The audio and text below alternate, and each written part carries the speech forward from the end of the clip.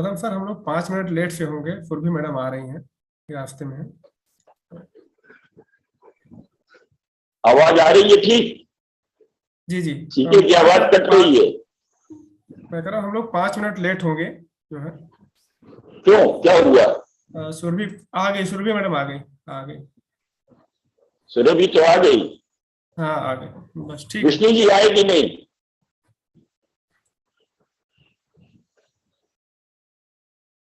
विष्णु जी आ गए?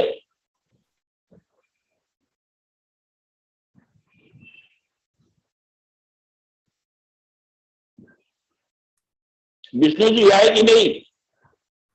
अभी नहीं सर, अभी आ जाएंगे। उसको फोन करके पूछो यार, 3 तो बज गया, 2 मिनट ज्यादा हो गया है। Sir good afternoon Surabhi. Afternoon. Good afternoon Surabhi, very good afternoon. या विष्णु जी आ गए? कैसे हैं सर आप? हाँ मैं ठीक हूँ। अब देखो जुलाई के पहले दूसरे हफ्ते में तुमसे मुलाकात होगी। अच्छा सर।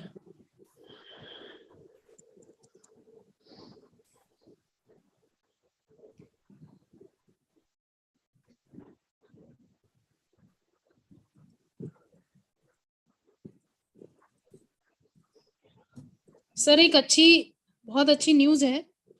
और क्या है बताओ?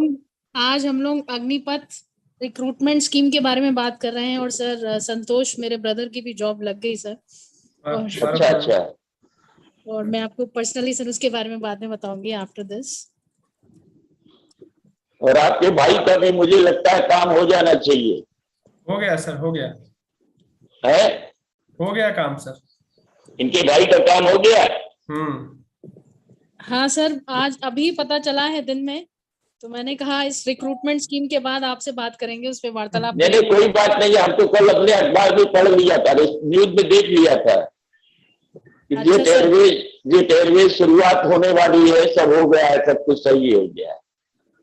हाँ सर। तो और पुराने को वो ले रहे हैं तुरंत, बहुत अच्छी खबर है ये, बधाई मेरी तरफ से देना। बिल्कुल सर, और आपका पूरा सहयोग रहा, मनोबल। अरे हमारा सहयोग क्या, तो ईश्वर का है, कृपा है, और क्या है, सुन लिया उसने हम लोगों की, और क्या। सुरभि मैडम हम लोग लग रहा है स्टार्ट करना चाहिए, 5 मिनट हो गए हैं तो। 1 मिनट, मैं जरा बस लैपटॉप से हाँ ज्वाइन हाँ कर लेती प्लीज। आपके पास प्रोफाइल तो है ना सब लोगों की? देखो ऑडियो सही आ रहा है सीखे? हाँ आ पोस्टर रहा में। सर। ऑडियो सही आ रहा है? सुरभि मैडम मैं आपको कॉपी पेस्ट करके कुछ दे देता हूँ, थोड़ा सा ब्रीफ में। भेज दीजिए, आप भेज दीजिए।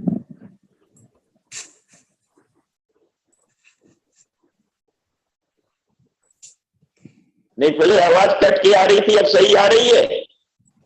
आ रही सर, आ रही। चलो ठीक है। विष्णु जी भी आ गए? जी विष्णु जी नमस्कार।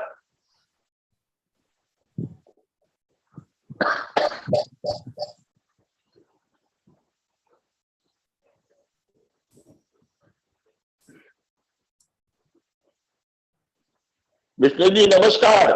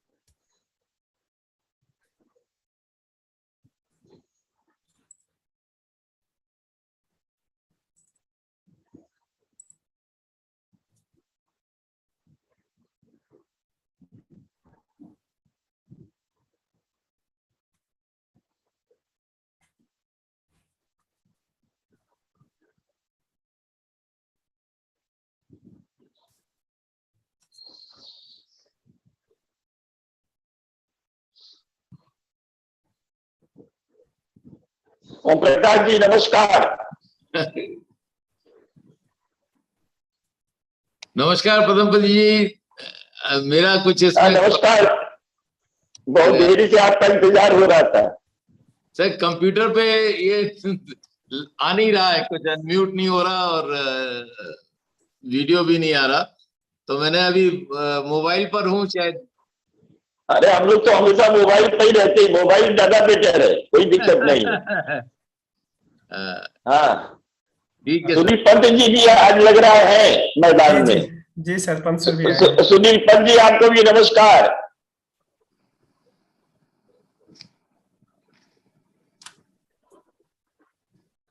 आज हमारी टीम बहुत स्ट्रांग टीम लग रही है sir.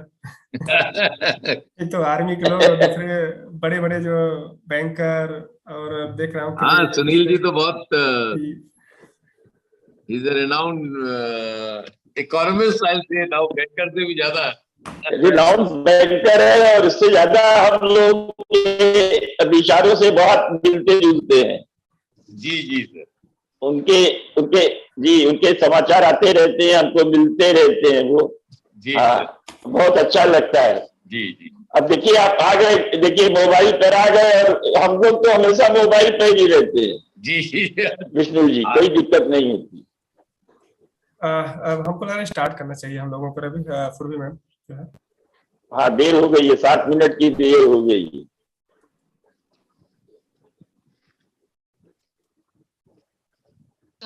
Good afternoon, sir.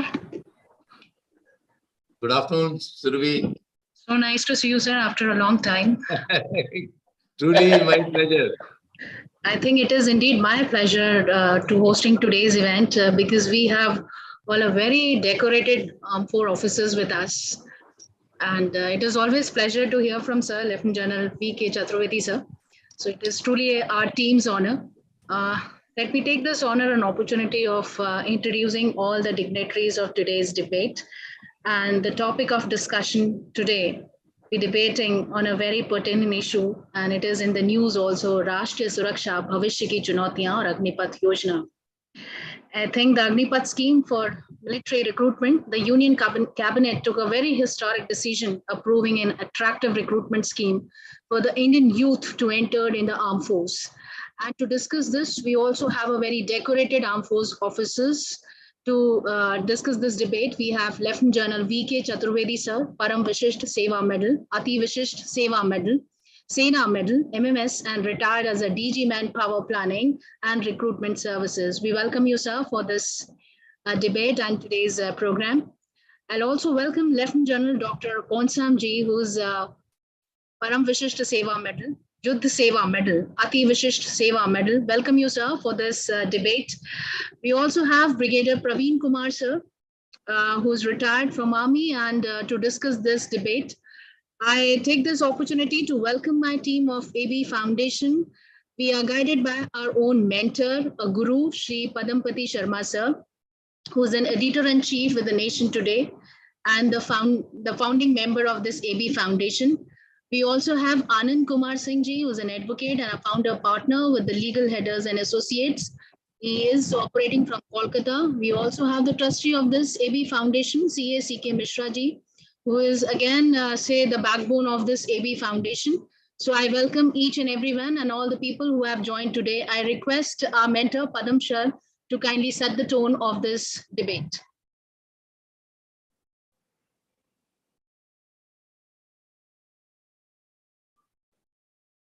Padam sir, kindly unmute. वो महान हस्तियां हैं, सबको नमस्कार। आज हमारी इस वेबिनार में जो काफी अरसे बाद हो रही है और समय की मांग है, और उसके लिए आज हमने उनका चयन किया है जो रात भर दिन भर 24/7 जागते रहे हैं और हमको चैन की नींद सुलाया है। विषय भी उनके तहत ही आता है, उन्हीं के अंतर्गत आता है। मामला अग्निवीर अग्निपथ का है, बताने की जरूरत नहीं। मैं थोड़ा सा समय लूंगा। एक जमाना था कि युद्ध जो होता था वो धनुष बाण से होता था, धर्म युद्ध होता था, और सामने का जो पक्ष होता था उसके वैद्यराज सुखेड़ जो है, आप देखिए रामायण में जब युद्ध चल रहा था तो लक्ष्मण को संजीवनी देने वाले जो और कोई नहीं थे बल्कि रावण पक्ष के वैद्य सुखेड़ थे। उसी तरह से महाभारत काल में आप देखिए कि वहां तलवारें आ चुकी थी और धर्म युद्ध वो भी था कि सुबह प्रातः सूर्योदय होने के साथ युद्ध आरंभ और सूर्यास्त के तत्काल पश्चात बिजली बजता था और युद्ध समाप्त और एक दूसरे के खेमे में जा करके एक दूसरे का की काट वो लिया करते थे। समय बदला, बारूद की अवधारणा सामने आ गई, तोपें आई, उसके बाद जो कुछ भी आया बताने की जरूरत नहीं है। हमारे पास आधुनिकतम अस्त्र आए, मिसाइल्स आई, एटम बम आ गए, परमाणु शक्तियां आ गई। लेकिन अब सवाल यह है कि क्या ये 21वीं सदी का युद्ध हेड से लड़ा जाएगा, मुंडियों से लड़ा जाएगा? नहीं, ये लड़ाई जो होने वाली है वो साइबर वार की होने वाली है। वो लड़ाई साइबर बायो अटैक की होने वाली है। वो लड़ाई स्किल की होने वाली है और उसके लिए आज देश को जरूरत ऐसे यंगस्टर्स की है कि जो नई टेक्नोलॉजी, जो आधुनिकतम टेक्नोलॉजी है उसको शीघ्रता शीघ्र अपना सके। हम जानते हैं कि हमारी फौज की जो औसत आयु है वो 32 से 35 साल है और ये मैं समझता हूं कि अगर मैं गलत नहीं हूं, यहाँ हमारे तमाम जनरल फौज के जो वरिष्ठ अधिकारी मौजूद हैं, 1989-90 से मैं समझता हूं कि इस पर मंथन चल रहा था, कोई नई चीज नहीं है। और अब ये चीज सामने आई है कि 17.5 साल से लेके 21 साल तक की उम्र के अग्निवीरों का चयन हो और उसमें 25% जो है वो परमानेंट होंगे और शेष को जो है जो रिटायर होंगे उनके पास 11-12 लाख रुपए होंगे और साथ में जो सैलरी होगी वो भी अलग होगी। और उसके लिए भी सरकारें कह रही हैं कि रिटायरमेंट के बाद उनको आगे जॉब के अवसर मिलेंगे, उसके लिए रिजर्वेशन होगा, पैरामिलिट्री फोर्स में, तमाम गवर्नमेंट जॉब में हर तरह होगा। लेकिन एक एप्रीहेंशन, प्रश्न चिन्ह है कि क्या ये जो 4 साल की अवधि में क्या हमारे लिए 6 महीने की ट्रेनिंग में फौजी तैयार हो सकेंगे, उस तरह के तैयार हो सकेंगे जिस तरह की हम उनसे अपेक्षा करते हैं? क्या उनका अपॉइंटमेंट एज ए सिपाही के रूप में होगा और क्या रिटायरमेंट भी सिपाही के तौर पर होगा? शॉर्ट सर्विस कमीशन में जानता हूं, एनसीसी में 20 शर्ट हमने किया था, 20 सर्टिफिकेट लिया था। मैं जानता हूं कि एक सिपाही बहुत मेहनत करता है तो वो मैं समझता हूं कि सूबेदार मेजर तक पहुंचता है। अगर कोई बहुत भाग्यशाली होता है तो लेफ्टिनेंट भी होता है, लेकिन वो बड़े विरल होते हैं, विरले ही होते हैं। तो क्या यहां पर क्या होगा? यहां पर क्या सिपाही सिपाही रह जाएगा? क्या उनका जॉब किस तरह से सरकारें पूरी तरह से सिक्योर करेंगी? क्योंकि मेरे जमाने में मुझे याद है 70 के दशक में शॉर्ट सर्विस कमीशन 5 वर्ष का होता था, अगर मैं गलत नहीं हूं तो। अब बाद में 7 वर्ष बढ़ाया गया था और मैं समझता हूं कि उस समय भी यही स्थिति थी कि मेजर पद पर रिटायर होते थे और जिनको रहना होता था वो फिर वो एक उसके लिए अलग एग्जाम होता था और उसके बाद वो होते थे। तो तमाम तरह की जो है विषमताएं भी हैं। आपने देखा कि इसको लेके कितना उपद्रव हुआ। हमारी सरकार की जो है मैं समझता हूं कि कम से कम 1000 करोड़ की संपत्ति का नुकसान हुआ। रेलवे ट्रेनें जलाई गई और मैं जानता हूं कि वो ट्रेनें जलाने वाले वो रंगरूप नहीं थे, वो सेना के आकांक्षी वो युवक नहीं थे, वो कहीं डेलिब्रेटेड थे, चाहे राजनीति से प्रेरित हो चाहे कोचिंग से प्रेरित हो, लेकिन वो गलत लोग थे। और अब अचानक देखिए वो एक चाय में उठे तूफान की तरह से था और 3-4 दिन के बाद सब कुछ शांत हो गया। आज कहीं भी कुछ नहीं दिखाई दे रहा है, लेकिन प्रश्न अपनी जगह बरकरार है। मैं अपने तमाम वक्ताओं से यह अपेक्षा करता हूं कि अपने संबोधन में जो युवाओं के मन में जो सवाल उठ रहे हैं उनके सवालों का जवाब दें ताकि जो है उनको संतुष्टि मिल सके। वो पूरी तरह से इस जो नई प्रोजेक्ट है, जो नई योजना है, उसमें आत्मसात कर सके, लग सके। धन्यवाद। Shukriya sir, thank you so much for setting the main objective of this debate today. I request CK Mishra ji to kindly share something about our AB Foundation. Thank you ma'am. And सभी को नमस्कार। हमारा इतने senior लोग आए हुए हैं कि मैं ज़्यादा तो नहीं बोल पाऊंगा, ऑलरेडी पदम सर ने बोल ही दिया है। बस हम एबी फाउंडेशन के कुछ डिस्क्लेमर होते हैं सर, और हम लोगों का ये फाउंडेशन के बारे में थोड़ा सा बताना चाहूँगा कि 2016 में हम लोगों ने बनाया था। एक्टिव हम लोग 2020 से हुए कोरोना में। मोर देन 70 वेबिनार्स हम लोग कर चुके हैं, और जहाँ तक हमको पता है कि कोई ऐसा हमने टॉपिक नहीं छोड़ा है। एडवोकेट, पत्रकार, आर्मी, स्कूल, मेडिकल, कुछ भी नहीं छोड़ा हमने। हर एक कोरोना के कितने और हेल्थ से रिलेटेड कितने हमने वेबिनार किए, और कोशिश करते हैं जो बर्निंग टॉपिक होता है उस पर हम करते हैं कि जो हमारे लोग हैं, समाज हैं, अगर उनके अंदर कोई भ्रांतियां हैं या उनको कुछ जानना है तो हमारे जो स्पीकर्स आते हैं, हमारे जो ज्ञानी लोग होते हैं वो आके बताते हैं आप नहीं इसमें गलतियां हैं, अच्छाइयां हैं, आप कैसे इसको मैनेज कर सकते हैं जो है। पर हमको गवर्नमेंट ने ग्रांट भी दिया था, लेकिन मैं बताना भी चाहूंगा कि गवर्नमेंट ग्रांट भी दिया था हमको, लेकिन वो कोरोना से रिलेटेड था और कोरोना उस स्पीड में खत्म हो चुका था, और खास करके उन्होंने रूरल एरिया के लिए दिया था। हम लोगों ने उसको विद रिस्पेक्ट उनको रिफंड कर दिया कि नहीं हमें नहीं चाहिए, क्योंकि हम लोग अब कोरोना खत्म हो गया है, हम उसको डिस्ट्रीब्यूट नहीं कर सकते। उन्होंने काफी अप्रिशिएट किया और बोला कि नहीं अगर आप लोग ऐसा कर रहे हैं तो हम आगे चल के भी आप लोगों को भी दोबारा सपोर्ट करने की कोशिश। और एक अच्छा अमाउंट भी था, बहुत अच्छा अमाउंट था, जो पहली बार छोटी सी संस्था के लिए आया हुआ था। और एक छोटा सा डिस्क्लेमर है सर, ये हमारी संस्था में काफी लोग जुड़े हुए हैं, जिसमें ऑफिसर से लेकर के और पत्रकार और एडवोकेट सब लोग हैं। हम लोग का सर है कि किसी जाति, धर्म, संस्था, किसी सरकार, केंद्र, सेंट्रल या स्टेट गवर्नमेंट, किसी से कोई लिंक हमारा नहीं होता है, और ना हम किसी के प्रति कोई ऐसा हम अपना व्यवहार व्यक्त करते हैं कि उनको लगे कि हमारी तरफ से है या हमारे विरोध में है। तो कोई भी ऐसी भाषा का भी हम लोग प्रयोग नहीं करते हैं, न किसी जाति धर्म के अलावा, और न हम आशा करेंगे कि कोई भी ऐसा करेगा। तो बस एक डिस्क्लेमर है सर, हम लोग इसका कोई लेना देना नहीं होता, बाकी सब ठीक। थैंक यू मैम, धन्यवाद। Sir, for giving an overview of AB Foundation. Before we initiate this discussion, I would like to thank to all the listeners who have joined today. To special mention of OP Tiwari sir, welcome you to this program. We also have Anjali ji, Shyam Kumar ji, Sunil Panji. We have Manoj Pandey ji, Dr. Kanhaiya Tripathi ji, Dr. Harish Tripathi, Devrish Chauhan ji, Vinod Kumar Pandey ji, Santosh Pandey ji. Welcome you to this show and to this program. And to initiate this discussion, none other than I invite Lieutenant General V.K. CHATURVEDI sir, who is retired as a DG Manpower Planning and Personal Services. I think listening from him about this Agnipath and who are going to be our Agni Veer in coming future. I welcome you, sir, once again to this program, and I request you kindly address the gathering.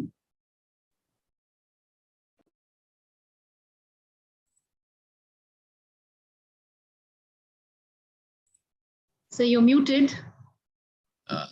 Yeah. Thank you, Survi. माननीय Padampat ji, Shri K Mishra ji, advocate Anand Kumar ji, and our very dear Surabhi, General K. Singh, who's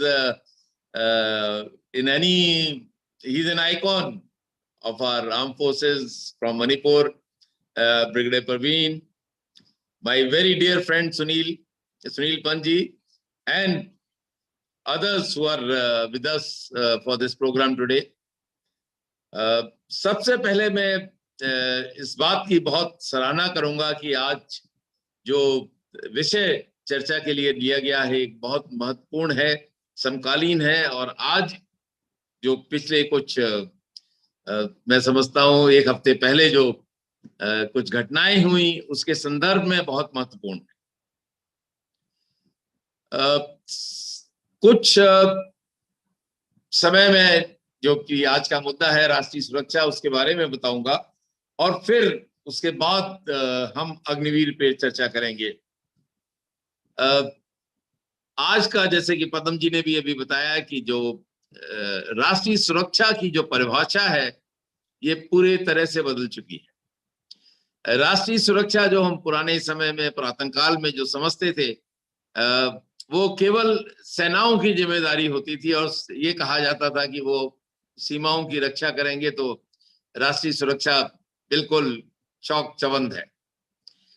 और उस वक्त boundaries निर्धारित थी, समय निर्धारित था कि सुबह सूर्योदय के बाद आप करेंगे। बड़े धर्म की लड़ाइयां होती थी, युद्ध होते थे, और इस जगह से इस जगह तक बाउंड्रीज, जो फिजिकल बाउंड्रीज थी, वो निर्धारित। आज के युग में अगर आप देखें तो कोई भी सीमाएं निर्धारित नहीं है। ये जहां पे भी आप कल्पना कर सकते हैं वहां पे आप कुछ ना कुछ उस युद्ध में किसी ना कोई प्रभाव छोड़ सकते हैं। उस संदर्भ में भी अगर आप आज का जो लें, ना तो सीमाएं निर्धारित हैं, ना जो आप कहते हैं कि फैक्टर्स निर्धारित हो सकते हैं। ये नहीं कि केवल सेनाएं लड़ती हैं। आज का जो युद्ध होता है, पूरा देश युद्ध से अफेक्टेड होता है।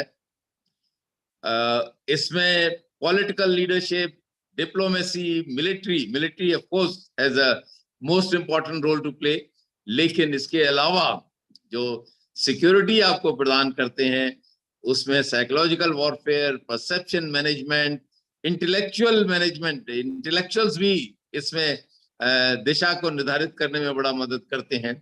Energy security, food security, water security, ये सब, मैरीटाइम सिक्योरिटी, ये सब चीजें आज राष्ट्रीय सुरक्षा के संदर्भ में ली जाती हैं।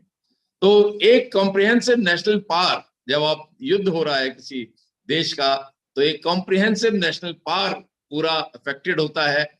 हर जीवन का जो एक फील्ड है उसमें कुछ ना कुछ हम पर असर जरूर पड़ता है। आज आप यूक्रेन में ले लीजिए, यूक्रेन में युद्ध हो रहा है रशिया और यूक्रेन के बीच, लेकिन पूरा विश्व उस युद्ध से उस पे प्रभाव पड़ा है। कहीं पे सैंक्शंस की वजह से, कहीं पे एनर्जी सिक्योरिटी की वजह से, कहीं पर गैस नहीं मिल रही, कहीं पे यातायात में दुविधा पड़ रही है, कहीं पे फूड सिक्योरिटी की एक बहुत ऐसी गंभीर समस्या पैदा हो गई है। ये सब चीजें आज के युग में बहुत ही एक तरह से मैं कहूं कि प्रभाव डालती।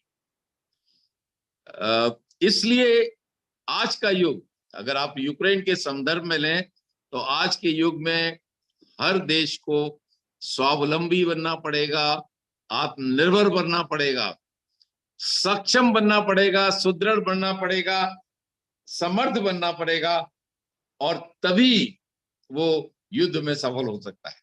आज आप देखें किस तरह से यूक्रेन को एक मोहरा बनाकर उसके यूक्रेन के जो एक्चुअली जो वहां के निवासी हैं उनको किस तरह से इस युद्ध में झोंक दिया गया है, और सबसे ज्यादा जो नुकसान हो रहा है वो यूक्रेन के वासियों को हो रहा है। और इसलिए अगर वो सक्षम, सुदृढ़, संपन्न और ताकतवर होते, शक्तिशाली होते, तो मैं समझता हूं कि कोई भी इस तरह से एक देश को के साथ खिलवाड़ नहीं कर सकता। तो ये सब चीजें आज जो हिस्टोरिकल पर्सपेक्टिव में अगर आप देखें तो भारत का जो एक अलग अंदाज है, ये केवल भारत देश है जहां हर भारतीय भारत को माँ कहता है, भारत माँ कहता है, भारत माँ की जय बुलाई जाती है। विश्व में कहीं नहीं है ऐसा, और ये जज्बा ही हमारे राष्ट्र के लिए सबसे बड़ी चीज। ये जज्बा हमको वो जोश देता है कि हमारी देश हित में, हमारी भारत माँ के लिए हर भारतीय सर्वोच्च अपना बलिदान देने के लिए तैयार।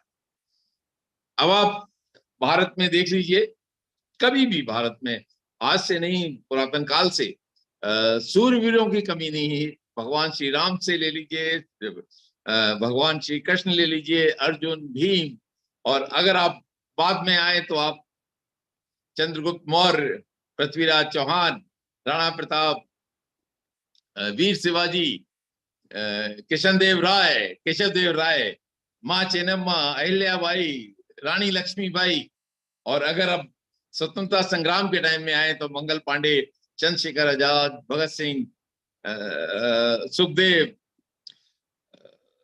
असफाकुल्ला खान, सब ने और फिर इंडिपेंडेंस के बाद आप सोमनाथ शर्मा, मेजर शैतान सिंह, अरुण क्षेत्रपाल, एनजीसी नायर, बन्ना सिंह, विक्रम बत्रा, मनोज पांडे, आपको नाम गिनते गिनते आप थक जाएंगे, लेकिन नामों की कमी नहीं है। ये भारत की एक ऐसी बड़ी परंपरा है, ऐसे शूरवीरों की कहानियां हैं जिससे कि हर आदमी को एक देश के लिए कुछ करने के लिए प्रेरणा देती है। हमारे जनरल्स नॉर्थ ईस्ट के मैं बताऊं, लचित बोरफुकन और पौना ब्रगवाशी, ये मणिपुर के ही हैं।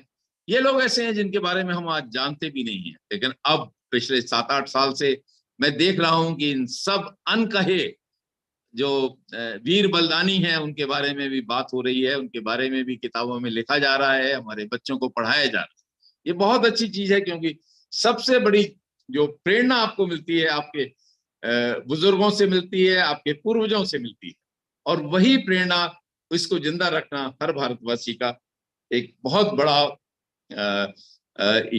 दायित्व है। सबसे बड़ी बात जो आप इन पूरे हमारे पुरातन काल से लेकर आज तक के भारत ने जितने भी लड़ाइयां युद्ध लड़े हैं वो केवल धर्म के लिए लड़े। ये सब धर्म अधर्म के अगेंस्ट धर्म की लड़ाइयां थी। हर युद्ध को देख लीजिए, कहीं भी भारत ने अपने आप, जैसे कि आप जानते हैं हमारे नॉर्दर्न बॉर्डर्स पे और तमाम जगह आज के युग में हर जगह अपने इंटरेस्ट के लिए लड़ाइयां होती हैं, लेकिन भारत एक ऐसा देश है जहां धर्म के लिए, धर्म की रक्षा के लिए भारत ने अब लड़ाइयां की हैं, युद्ध किया है और उस धर्म की रक्षा की। और यही हमने सबसे इससे सीख लेनी है। और क्यों आज भारत की विश्वसनीयता इतनी ज्यादा क्यों है?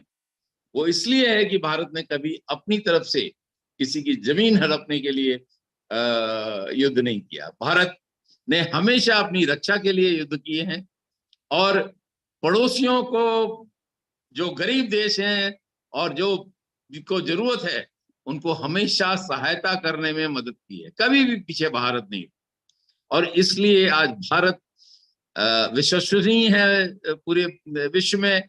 भारत के मार्गदर्शन के लिए हर देश, इंक्लूडिंग मैं कहूंगा बड़े देश लाइक अमेरिका वगैरह भी भारत के मार्गदर्शन के लिए आज तत्पर है। वो चाहते हैं कि भारत मार्गदर्शन।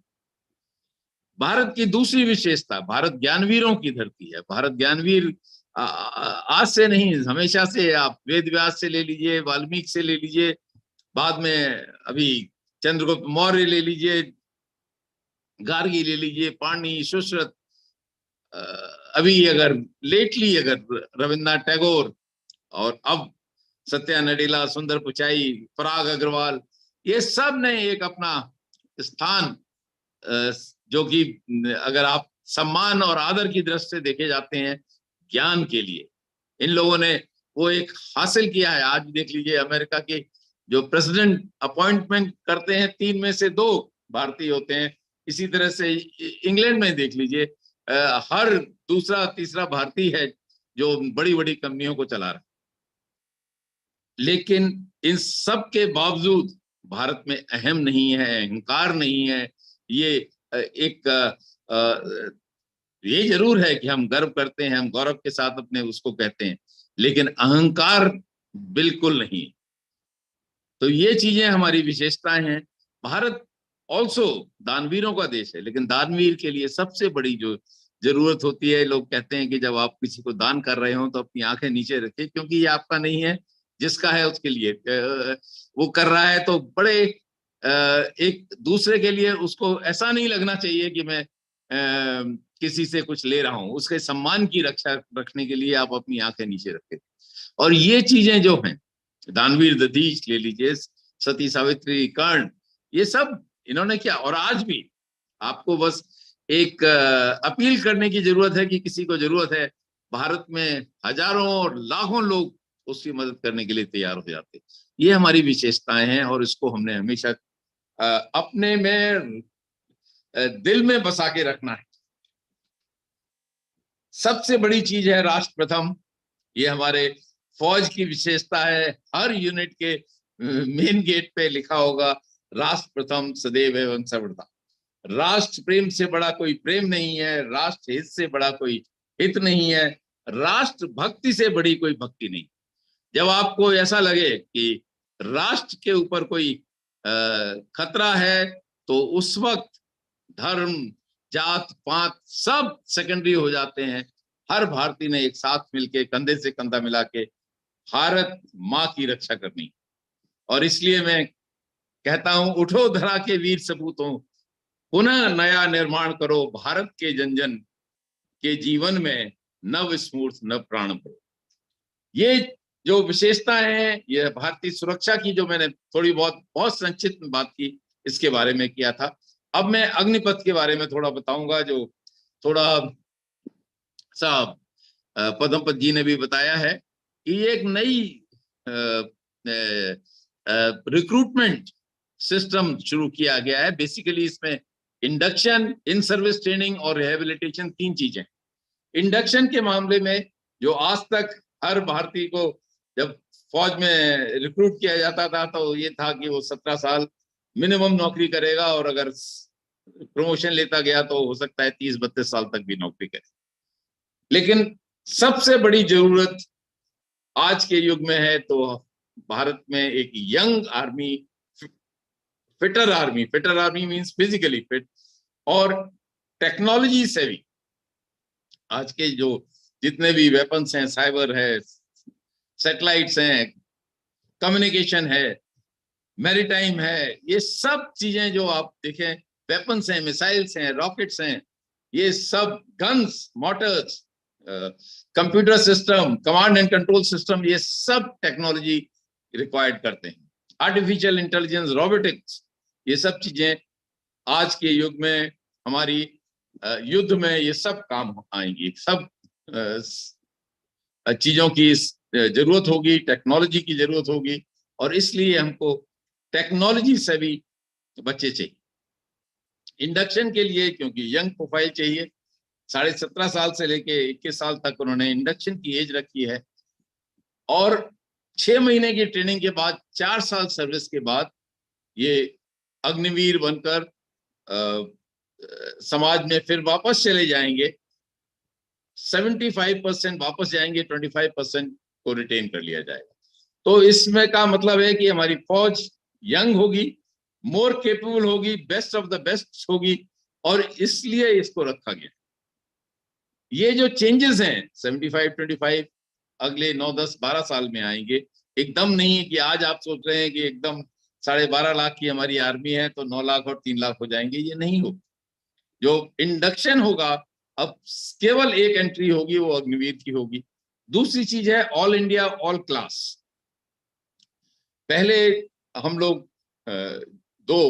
ने ये डिसीजन पहले ले लिया है कि सब ऑल इंडिया क्लास होगी, लेकिन कुछ प्योर यूनिट्स हैं जिनकी बहुत इमोशनल और सेंटिमेंटल वैल्यूज उस यूनिट के साथ अटैच्ड हैं। डोगराज है, राजपूत है, जैकलाई है, इवन मराठास हैं, ये सब अपनी यूनिट के साथ और उसी तरह से देखते हैं कि हमारी प्योर यूनिट थी, और उस यूनिट के लिए मर मिटने का जो जज्बा है वो उसी यूनिट से आता। तो धीरे धीरे ऑल इंडिया और ऑल क्लास, क्योंकि ब्रिटिश टाइम में ये एक धारणा थी कुछ class of people are warriors, और उनको उस तरह से उन्होंने फिर बटालियंस की रेजिंग की, फौज में उनको इंडक्ट किया गया। लेकिन आज के युग में अगर हमने देखा है पिछले 30-35 साल से बांग्लादेश में भी, बाद में श्रीलंका में और कारगिल में, कहीं पर भी भारत का कोई भी वीर कहीं से भी आया हो, चाहे साउथ से आया हो, चाहे नॉर्थ ईस्ट से आया हो, चाहे सेंट्रल इंडिया से या नॉर्दर्न इंडिया से, वेस्टर्न इंडिया से, उसमें शौर्य की कमी नहीं।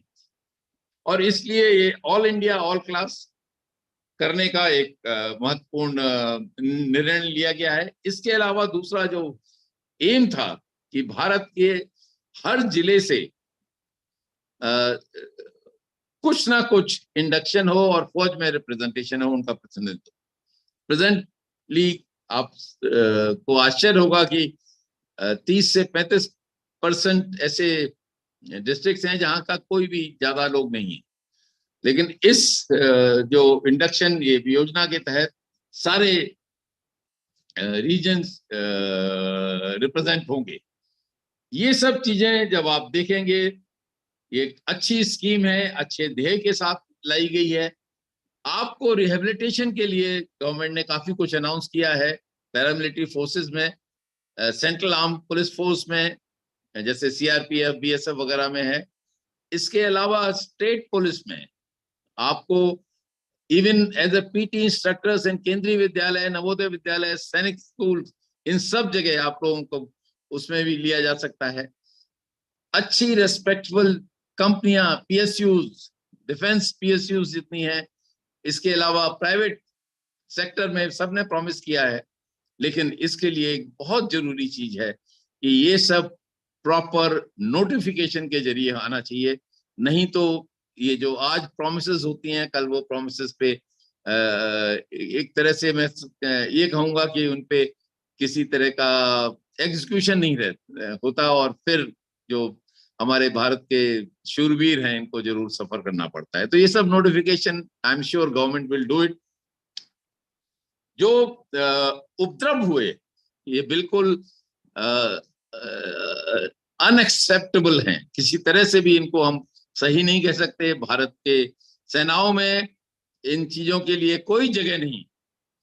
भारत में ये जो बातचीत और अपनी ओपिनियन एक्सप्रेस करने का जो समय है वो केवल तब तक है जब तक कि ऑर्डर्स नहीं इश्यू हो जाते और डिसीजन नहीं ले लिया जाता। एक बार ऑर्डर्स ले लिए गए कि किस तरह से हमला होगा, क्या एचआर होगा, क्या कहाँ पे एफयूपी होगी, उसके बाद हर सिपाही का ये कर्तव्य है कि उस एग्जीक्यूटिव ऑर्डर को सफल बनाने में अपना भरसक प्रयत्न करे। ये चीज हमारी सेनाओं की सबसे बड़ी विशेषता है। इसके अलावा 4 साल नौकरी करके और चला जाना, और फिर वो कुछ पैसा जो उसको करीब 11 लाख के ऊपर पैसा मिलेगा, उससे वो अपनी बिजनेस भी शुरू कर सकता है, कुछ खेती के लिए अच्छे उपकरण ले सकता है, या जो भी कुछ जरूरत है। इसके अलावा नौकरी कर सकता है, और नौकरी एक तो एम्प्लॉय बन सकता है, दूसरा एम्प्लॉयर भी बन सकता है, जॉब क्रिएशन कर सकता है। ये भी बहुत बड़ी जरूरी है। ये सब चीजों को देखते हुए मैं समझता हूं कि एक बहुत ही प्रगतिशील और बहुत ही स्टेट ऑफ द आर्ट को मैं कहूंगा आज के जो संभावनाएं हैं, जो जरूरतें हैं, उनको ध्यान में रखते हुए ये नई स्कीम बनाई गई है। और इसका इफेक्ट इमीडिएट नहीं होगा, ये 11-12 साल में होगी। कुछ संशोधन जो मैं समझता हूं किए जाने चाहिए। एक तो ऑफ कोर्स 4 इयर्स ट्रेनिंग मेरे ख्याल से मैं समझता हूं कम है। स्पेशली जो स्पेशलाइज्ड ट्रेनिंग होगी, इन्फेंट्री में जो बटालियन सपोर्ट वेपन्स हैं, एमएमजी है, रॉकेट लॉन्चर्स है, ये जो चीजें हैं, मिसाइल्स हैं, ये जो चीजें हैं, इनके लिए स्पेशलाइज्ड ट्रेनिंग की जरूरत है। और जब स्पेशलाइज्ड ट्रेनिंग की जरूरत है तो उसके लिए और भी टाइम लगेगा। और जब आप करीब 1 साल की ट्रेनिंग के बाद किसी को रखते हो तो 3 साल उसका यूटिलाइज करना ये कॉस्ट इफेक्टिव नहीं है। इसको ज्यादा मैं समझता हूँ 7 साल, जो कि पहले 65 और 70s में ये पीरियड था, इस तरह से 7 साल होना चाहिए। दूसरी चीज 75% को रिलीज करना और 25 को रिटेन करना, इस पे भी शायद दोबारा विचार किया जाना चाहिए। और 50-50 एक मैं समझता हूँ एक ऐसा रेशियो है जो कि सही होगा। मुझे पूरा विश्वास है कि कोई भी स्कीम, जैसे कि शॉर्ट सर्विस जब हमने शुरू की थी तब 5 साल के लिए थी, फिर 5+5 हुई और आज 10+4 है। वुमेन एंट्री जब शुरू हुई थी 91 में, तब केवल जैग एजुकेशन कोर, जैग मतलब जो हमारा जैग डिपार्टमेंट लॉ का डिपार्टमेंट है, एईसी एजुकेशन का डिपार्टमेंट है, और एडमिनिस्ट्रेटिव उसमें शुरू की थी। आज हमारी वुमेन ऑफिसर्स हर क्षेत्र में है, सिवाय इन्फेंट्री, आर्मर्ड कोर और आर्टिलरी और मेक इन्फेंट्री को छोड़ के। बाकी हर जगह है, वो फाइटर प्लेन चला रही हैं, हेलीकॉप्टर चला रही हैं और बहुत अच्छा काम कर रही हैं। जो भी चीज ग्रेजुअली और धीरे धीरे फीडबैक मिलने के बाद की जाती हैं वो सब सफल होंगी, और ये भी सफल होगी। इसमें संशोधन जरूर थोड़े बहुत करें। एक जो चीज मैं सोचता हूँ वो नॉट ओनली इससे वैसे भी है कि जो पेंशन सिस्टम है, जो सबसे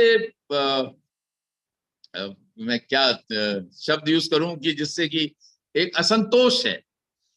एमपीज एमएलएज हमारे, जिनको कि एक दिन अगर वो एमपी एमएलए रहते हैं उनको पेंशन मिलती।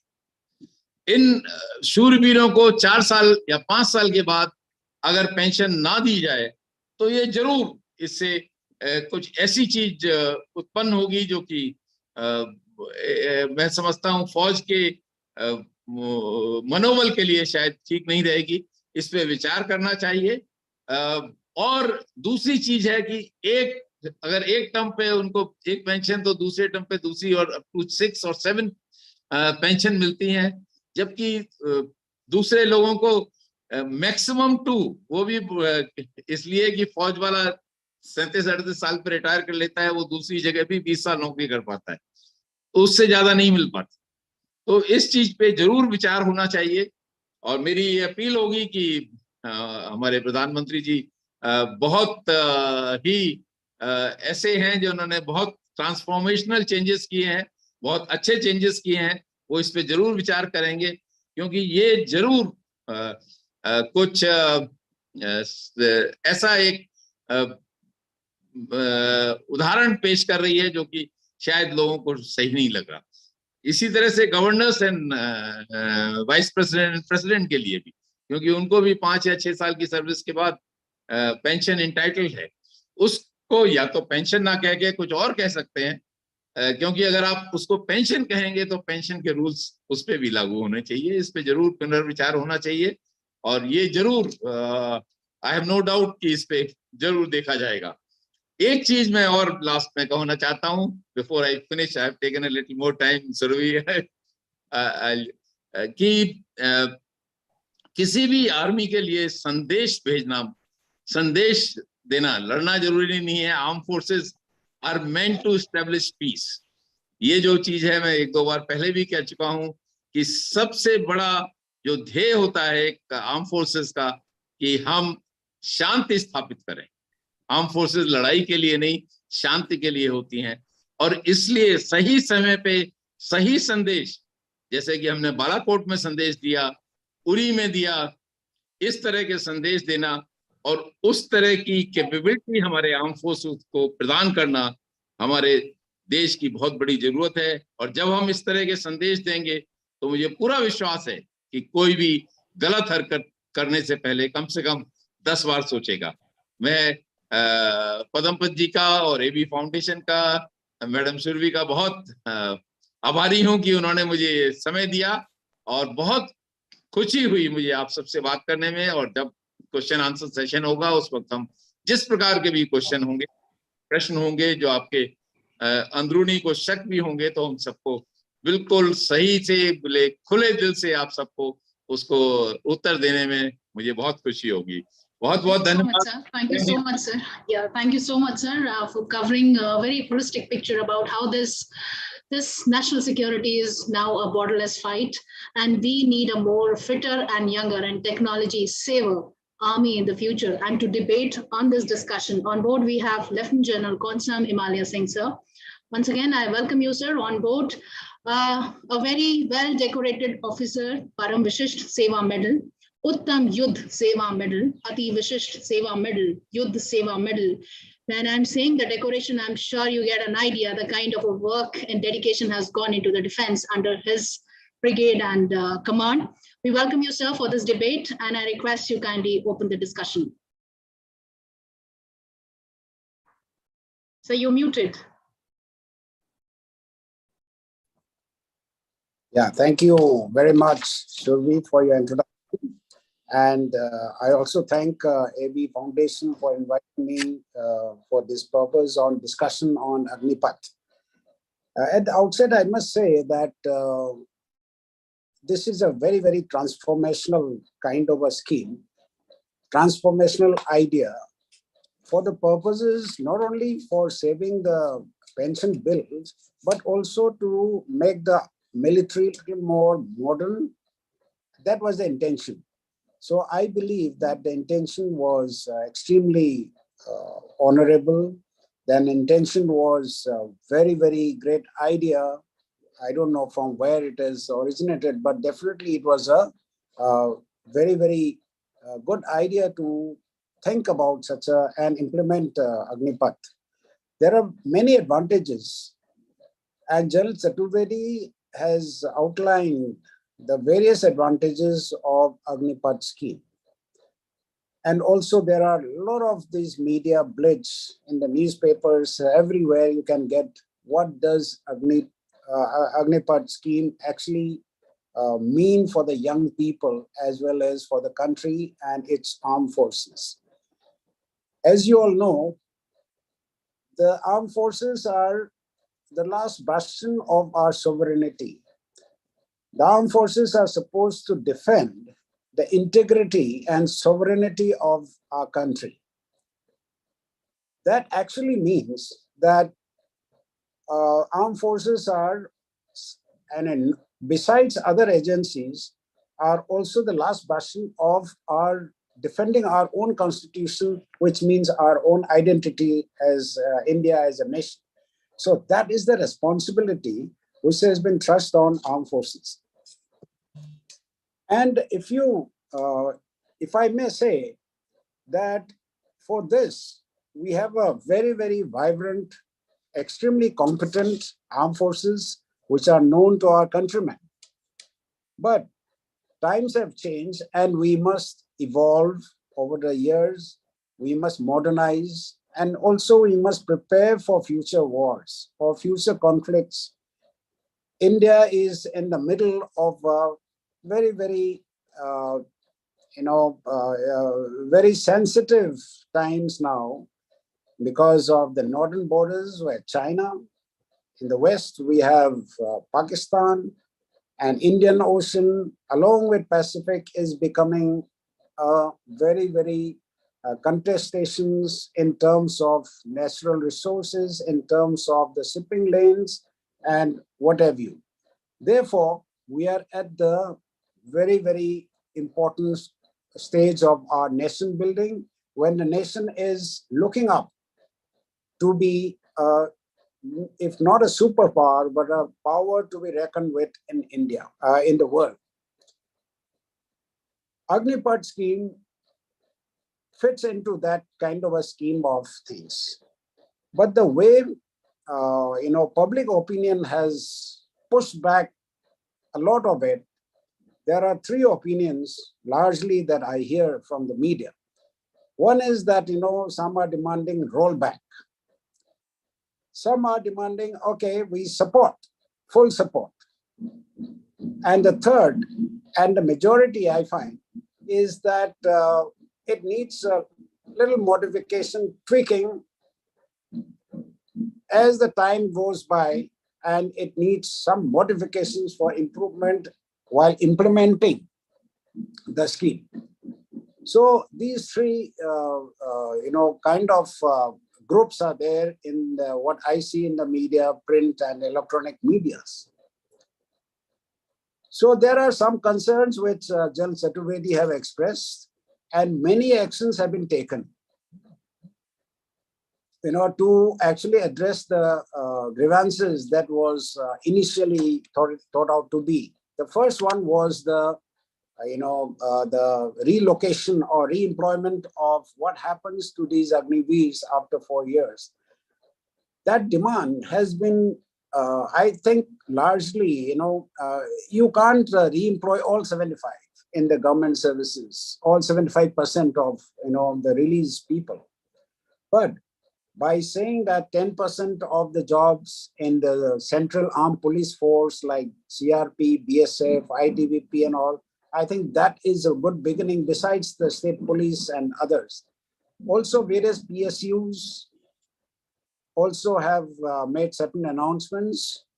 As General Chaturvedi said, they need to be formalized.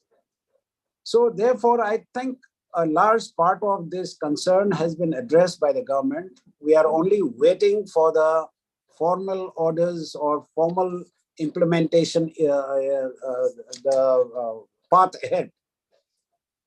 The second issue, and which is a little more important from the point of view of a soldier, like me is the unit cohesiveness. You know, when you have a fighting unit, which can be anything from 600 to 1,000 people, with variety of weapon systems and variety of challenges,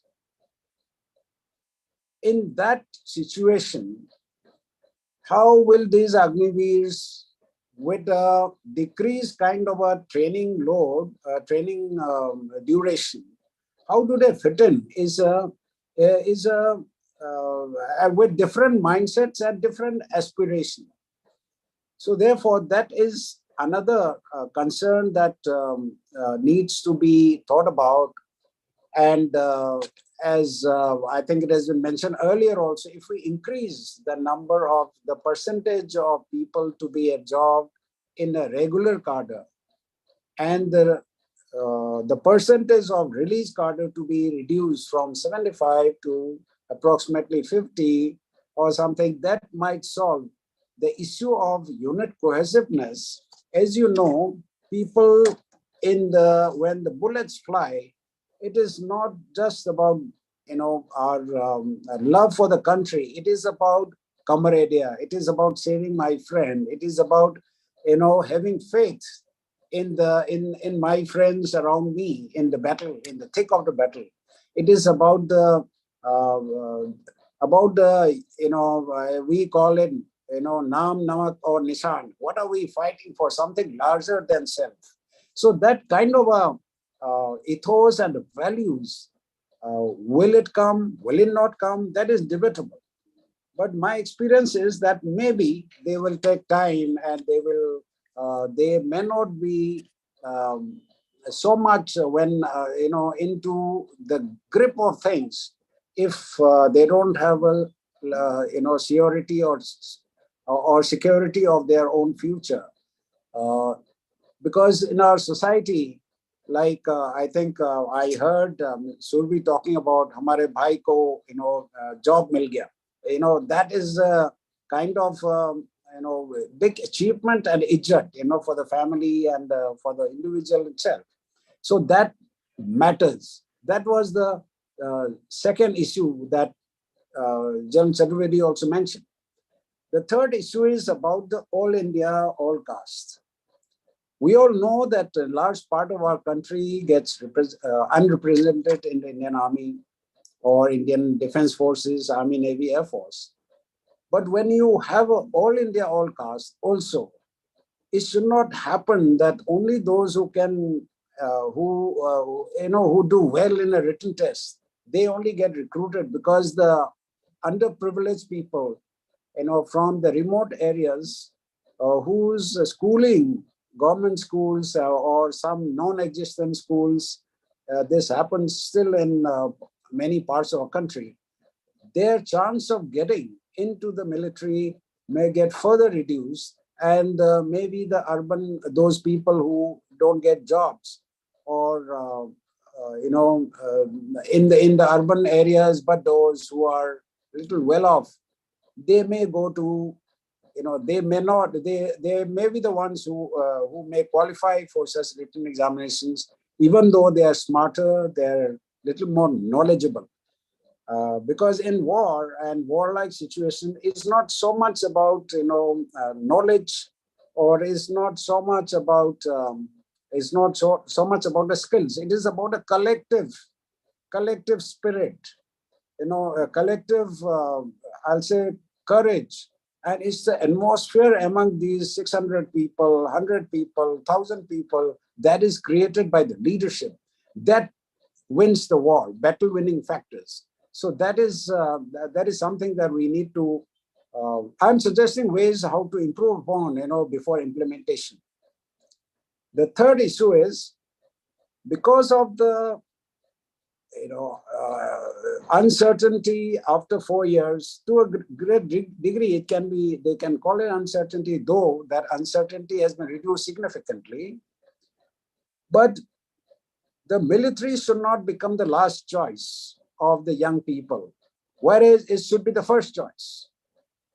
Because the Central Armed Police Force and other police forces, they can serve up to 60 years and in the military you serve for 4 years, I mean, majority of them, how will it impact their choice? Because we have to catch them young, and because these young people are smart. So if they don't have the military as the first choice, how do we actually defend the entire idea of India? How do we actually defend the entire integrity and the unity of India? So that part, I'm sure, I have been told that many things are happening, many things have been announced. All these will add to the attractiveness, but a few things of this kind also needs to be implemented. I'm sure the government is doing something about it. Last and not the least, in fact, more important is the operational effectiveness. Everything should be, every decision must revolve around this: how efficient, how effective will be our Indian Armed Forces. All others, I'll say, relocating, everything else, budget, pensions, should be secondary when it comes to the nation, security of the nation. So the operational effectiveness, to a certain degree, it will increase by the younger profile. But having said that, younger doesn't mean actually more fit for war. Actually, what happens is the endurance, mental and physical endurance, which comes, at a little later stage, 25, 26, 28, up to 35. To be able to endure any kind of situation, that is what we are looking at. It's not necessarily physical fitness or youthfulness. That, Josh and horse, and, the horse comes with a little more experience, with a little more, and in a life and death situation, is not so much knowledge, as I said earlier. It is about instinctive, obedience to command, and instinctively, put my life to save another friend.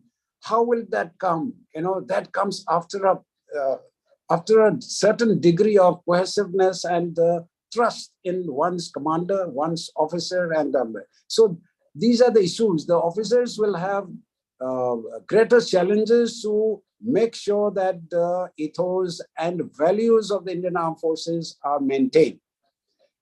So, as we discussed earlier, if the percentage of people to be retained is marginally increased to maybe 40, 45, even 50, then most of these things would have been, addressed.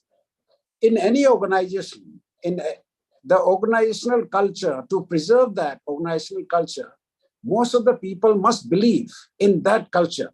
Most of the people must work towards that culture. But if the majority of the people are aspiring for post 4 years tenure, then maybe the leaders and the commanders, the commanding officers, may find it to manage the management of change, because management of change has to have that acceptability. If the acceptability becomes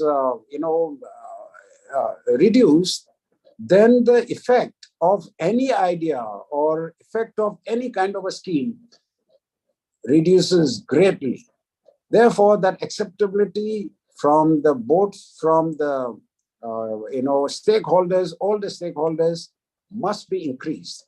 So therefore, I would say overall that it's a great idea to transform. I'm not privy to how it was originated, who originated this idea, right from Kargil Review Committee and all. The idea was there. The felt need was there, to change, to transform our army and our military. But it may need, in the next few years, we'll see the effect. Most of these discussions are hypothetical. We have not seen the future. We are only talking about our experiences in the past to predict the future. So therefore, I'm sure that many of these issues would have been addressed, and when implemented with these modifications, I'm sure that we shall have very, very effective armed forces, and so that armed forces are the backbone of India's rise. So with this, I thank you, AV Foundation, for giving me this opportunity. And if there are any questions, then I'll attempt to answer them as and when it comes. Thank you very much. And once again, thank you so much. Yeah, thank you so much, sir, for talking so many other aspects other than just the Agnipath. There are so many news, the print media behind this. What is the arithmetic behind the scheme, this radical scheme? Will it be the bringing the scheme to lower the age profile of an armed force or to modernize the military system? To discuss this debate further, we are joined by another decorated officer, Brigadier PRAVIN, KUMAR, sir. I welcome you, sir, on board. I'll give you a small brief. After commanding his own Gorkha battalion, he was served as an infantry brigade, having role in Sikkim sector, and having been an active participated in the unrest post Buramin killing in Kashmir Valley as a deputy general officer commanding. He retired as an NCC group commander Patna after taking the championship of group choice with unprecedented success of the cadre in NCC certificate examination. We welcome you, sir, for this debate. As Lieutenant General CHATURVEDI, sir, has given a holistic picture about this Agnipath scheme, what is there, and who are going to be our Agniveer, and why this is for 4 years, and so many things we have discussed, that this borderless fight, and we need a very fitter and youthful generation in future. Again, it is debated by Lieutenant General HIMALAY, sir, to giving you another perspective of the scheme.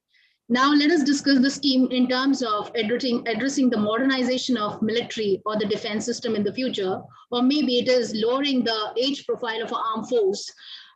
So over to you, sir. I request you kindly address the gathering. Thank you, Ms. Ruby. सबसे पहले तो I would like to thank the AV Foundation for giving me this opportunity कि आज मैं यहाँ पे Indian army के दो बड़े सीनियर एक्सपीरियंस अनुभवी जनरल ऑफिसर्स के सानिध्य में मैं हूँ इस प्लेटफॉर्म के द्वारा। जनरल चतुर्वेदी सर और जनरल केज सर इनके साथ पहले भी सर्व कर चुका हूँ और आज पुनः उनके साथ हूँ। ये मेरे लिए गर्व और सम्मान की बात है। मैं धन्यवाद देता हूँ श्री पद्मपति जी और श्री CK मिश्रा जी का भी, जिन्होंने मुझे खास तौर पे इसके लिए जोड़ने के लिए आग्रह किया और मैं इसमें जुड़ा हूँ। आज का जो सब्जेक्ट है वो बताया गया है future security challenges and Agnipath scheme. So future security challenges क्या हैं? वेल, ये बहुत बड़ा वास्ट सब्जेक्ट है इंडिया के लिए, लेकिन मैं सिर्फ और सिर्फ 2-3 चीजों पे ध्यान आकर्षित करना चाहूंगा अग्निपथ स्कीम के को मद्देनजर रखते हुए और उस इन्वायरमेंट में हमारे फ्यूचर चैलेंजेस क्या हैं कि जो हमें अग्निपथ स्कीम को लाना पड़ा और उसके क्या इम्प्लीकेशंस हैं। तो किसी भी चैलेंजेस के लिए सबसे पहले है हमारा एक्सटर्नल फैक्टर। हमारा देश अभी चाइना, जिसके साथ हम लगभग डेली बेसिस पे इंगेज हैं। अभी कुछ दिन पहले 2013 में डोकलम हुआ था, 2014 में चिनार हुआ था और 2020 में अभी हमने गलवान का टसल देखा, हमने कॉन्फ्लिक्ट देखा।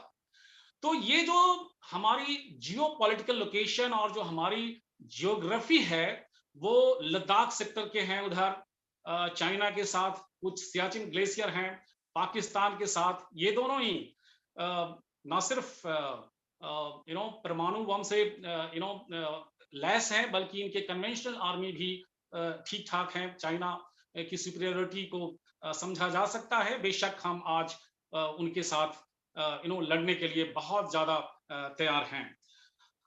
तो राजस्थान की गर्मी वाला इलाका हो और नॉर्थ ईस्ट का जंगल या पहाड़ी इलाका हो, उसके अलावे साइबर वॉरफेयर हो, साइबर क्राइम हो, और इन चीजों को जब हम देखते हैं तो शायद हमें जरूरत पड़ती है एक मॉडर्नाइज्ड आर्मी, जिसके अंतर्गत न सिर्फ मैन बल्कि ऑल्सो मशीन कि मॉडर्नाइजेशन हो, नई तकनीक हो, नए साधन हो, और उसके पीछे the man behind the machine is equally competent, उसमें भी उतनी निपुणता हो, टेक्निकल सेवी हो कि ये जो मशीन आए हैं, जो नई टेक्नोलॉजी आएगी, उन सब को चलाने में माहिर हो।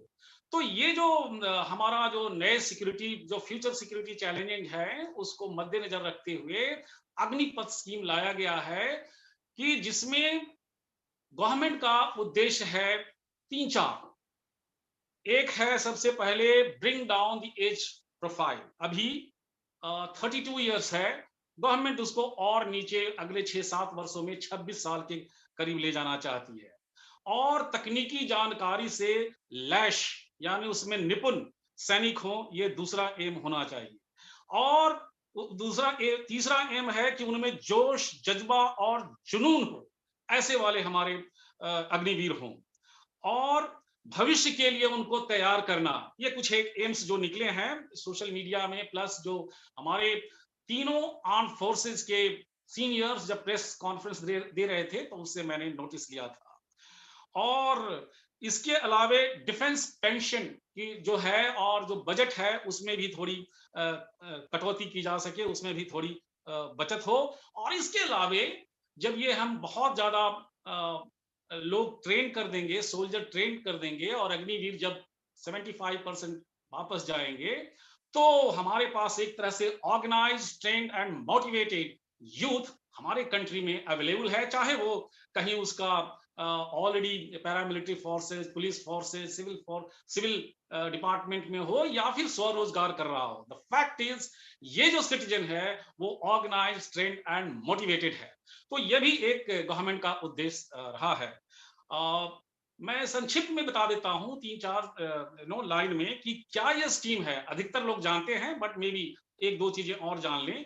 सिर्फ 4 वर्ष के लिए ही ये अग्निवीर को लिया जाएगा, जो कि 17.5 साल से 21 साल की उनकी उम्र होगी। 2022 में यह उम्र सीमा अधिकतम 2 साल और यानी कि 23 साल बढ़ा दी गई है। उसमें से 25% को रखा जाएगा, 75% को वापस जैसे कि बताया कि पैरामिलिट्री फोर्सेज और कहीं और के लिए भेजा जाएगा। उनकी ट्रेनिंग सिर्फ और सिर्फ 6 महीने की होगी, और उन्हें अपने 4 साल के पश्चात सेवा निधि के तौर पे 11.72 यानी 12.25 लाख के करीब पैसे दिए जाएंगे। और इनके लिए डिफरेंट, अलग तरह का यूनिफॉर्म भी पहनना है, और अलग तरह का इनका इंसाइग्निया भी होगा। और salary first year 30,000 and last year तक जाते जाते 40,000 होएगा, जिसमें से कि सेवानिधि में कटौती भी होगी। और पुरानी सिस्टम की रिक्रूटमेंट अब नहीं होगी। ये थे कुछ एक विशेषताएं अग्निपथ स्कीम की। नाउ इन विशेषताओं के द्वारा जो गवर्नमेंट ने जो एम किया, मैंने वो आउटलाइन किया कि क्यों ये लाया गया। नाउ मैं हूं पटना में, और आप लोगों ने सुना होगा कि बिहार में ही बहुत ज्यादा युवाओं ने आंदोलन किया, बहुत ज्यादा आक्रोश था।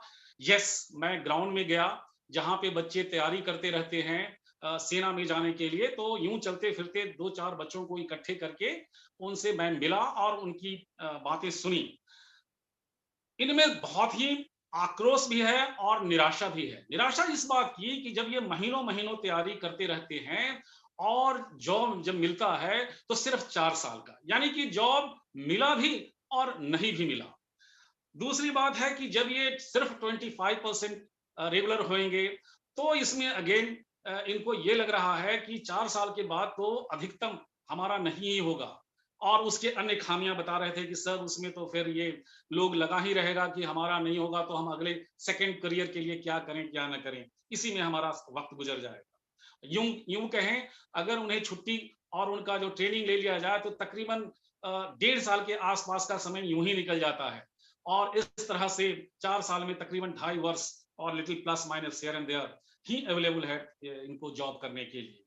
और इसके अलावा इनका ये भी जो सोशियो इकोनॉमिक इम्प्लीकेशंस हैं, सोशल स्ट्रक्चर ऐसा है कि जब जॉब लग जाता है तो लोग बोलते हैं अच्छा इसको जॉब लग गया, वो भी एश्योर्ड हो जाता है कि हाँ हमारा जॉब है। एक कॉमन चीज है सोशल फैक्टर में, शादी विवाह ये सब चीजें आज ये उनके लिए प्रॉब्लम है।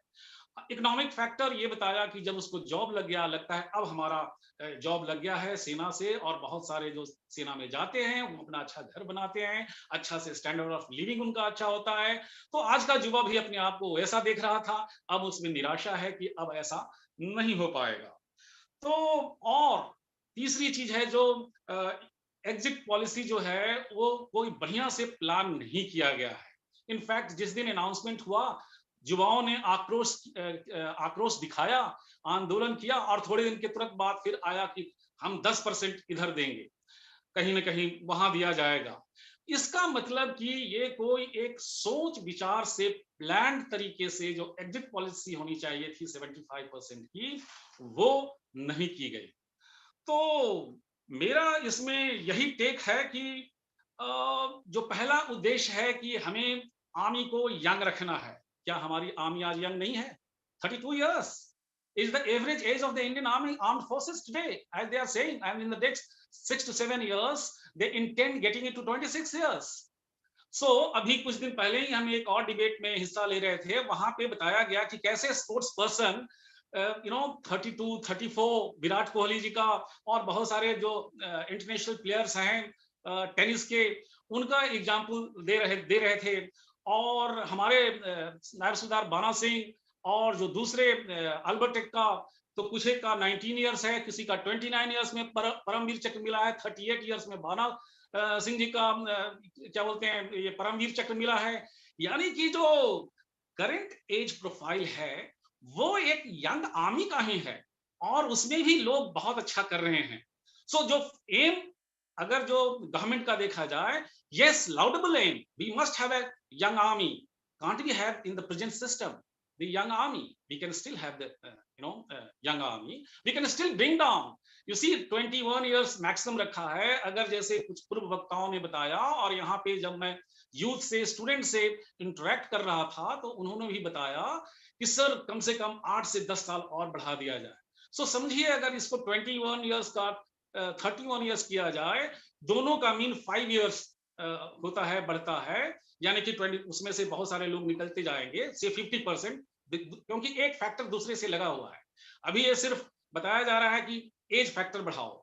बहुत सारे वक्ताओं ने बताया, इन स्टूडेंट्स ने भी बताया कि रेगुलराइजेशन भी 50% का हो जाए, यानी कि 50% यदि रेगुलराइजेशन हो जाता है और 10 साल के लिए की जाती है, तो एवरेज हम 5 इयर्स इंक्रीज करते हैं, यानी 21 + 5 26 years. Normal arithmetics, it will have little more here and there implications, but with the current system also we can achieve the young age profile. So that is the one on the first aim, to bring down as the age profile of this. The second one is the technical knowledge. Well, let me tell you, 4 years is too less a time.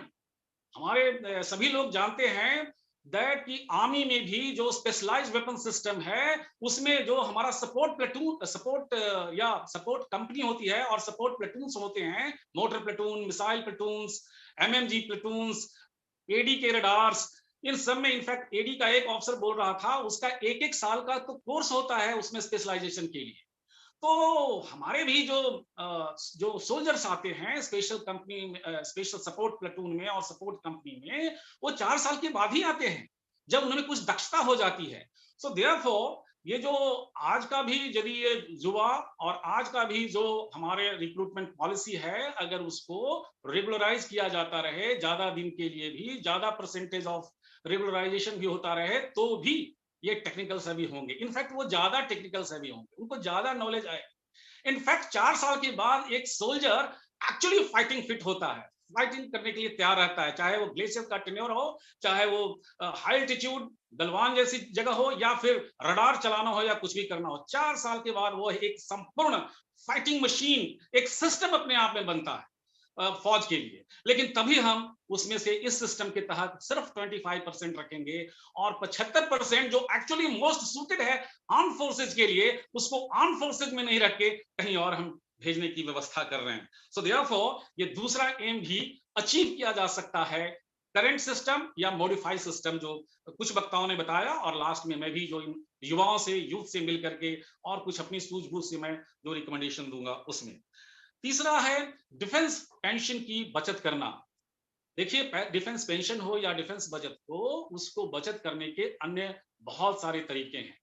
एक वक्ता जो TV पर बता रहे थे, उनके अनुसार, मैं श्योर नहीं हूं, but then I like to make this statement because that was an officer making this statement, कि हमारे डिफेंस सिविलियन जो हैं वो सिर्फ 22% हैं और 45% डिफेंस पेंशन उनमें जाता है, और हमारा बाकी जो फौजी है वो 78% है और सिर्फ 55% ही डिफेंस बजट उनके लिए है। नाउ ये है, सो क्यों नहीं आप डिफेंस सिविलियन को डिफेंस बजट से निकाल दें।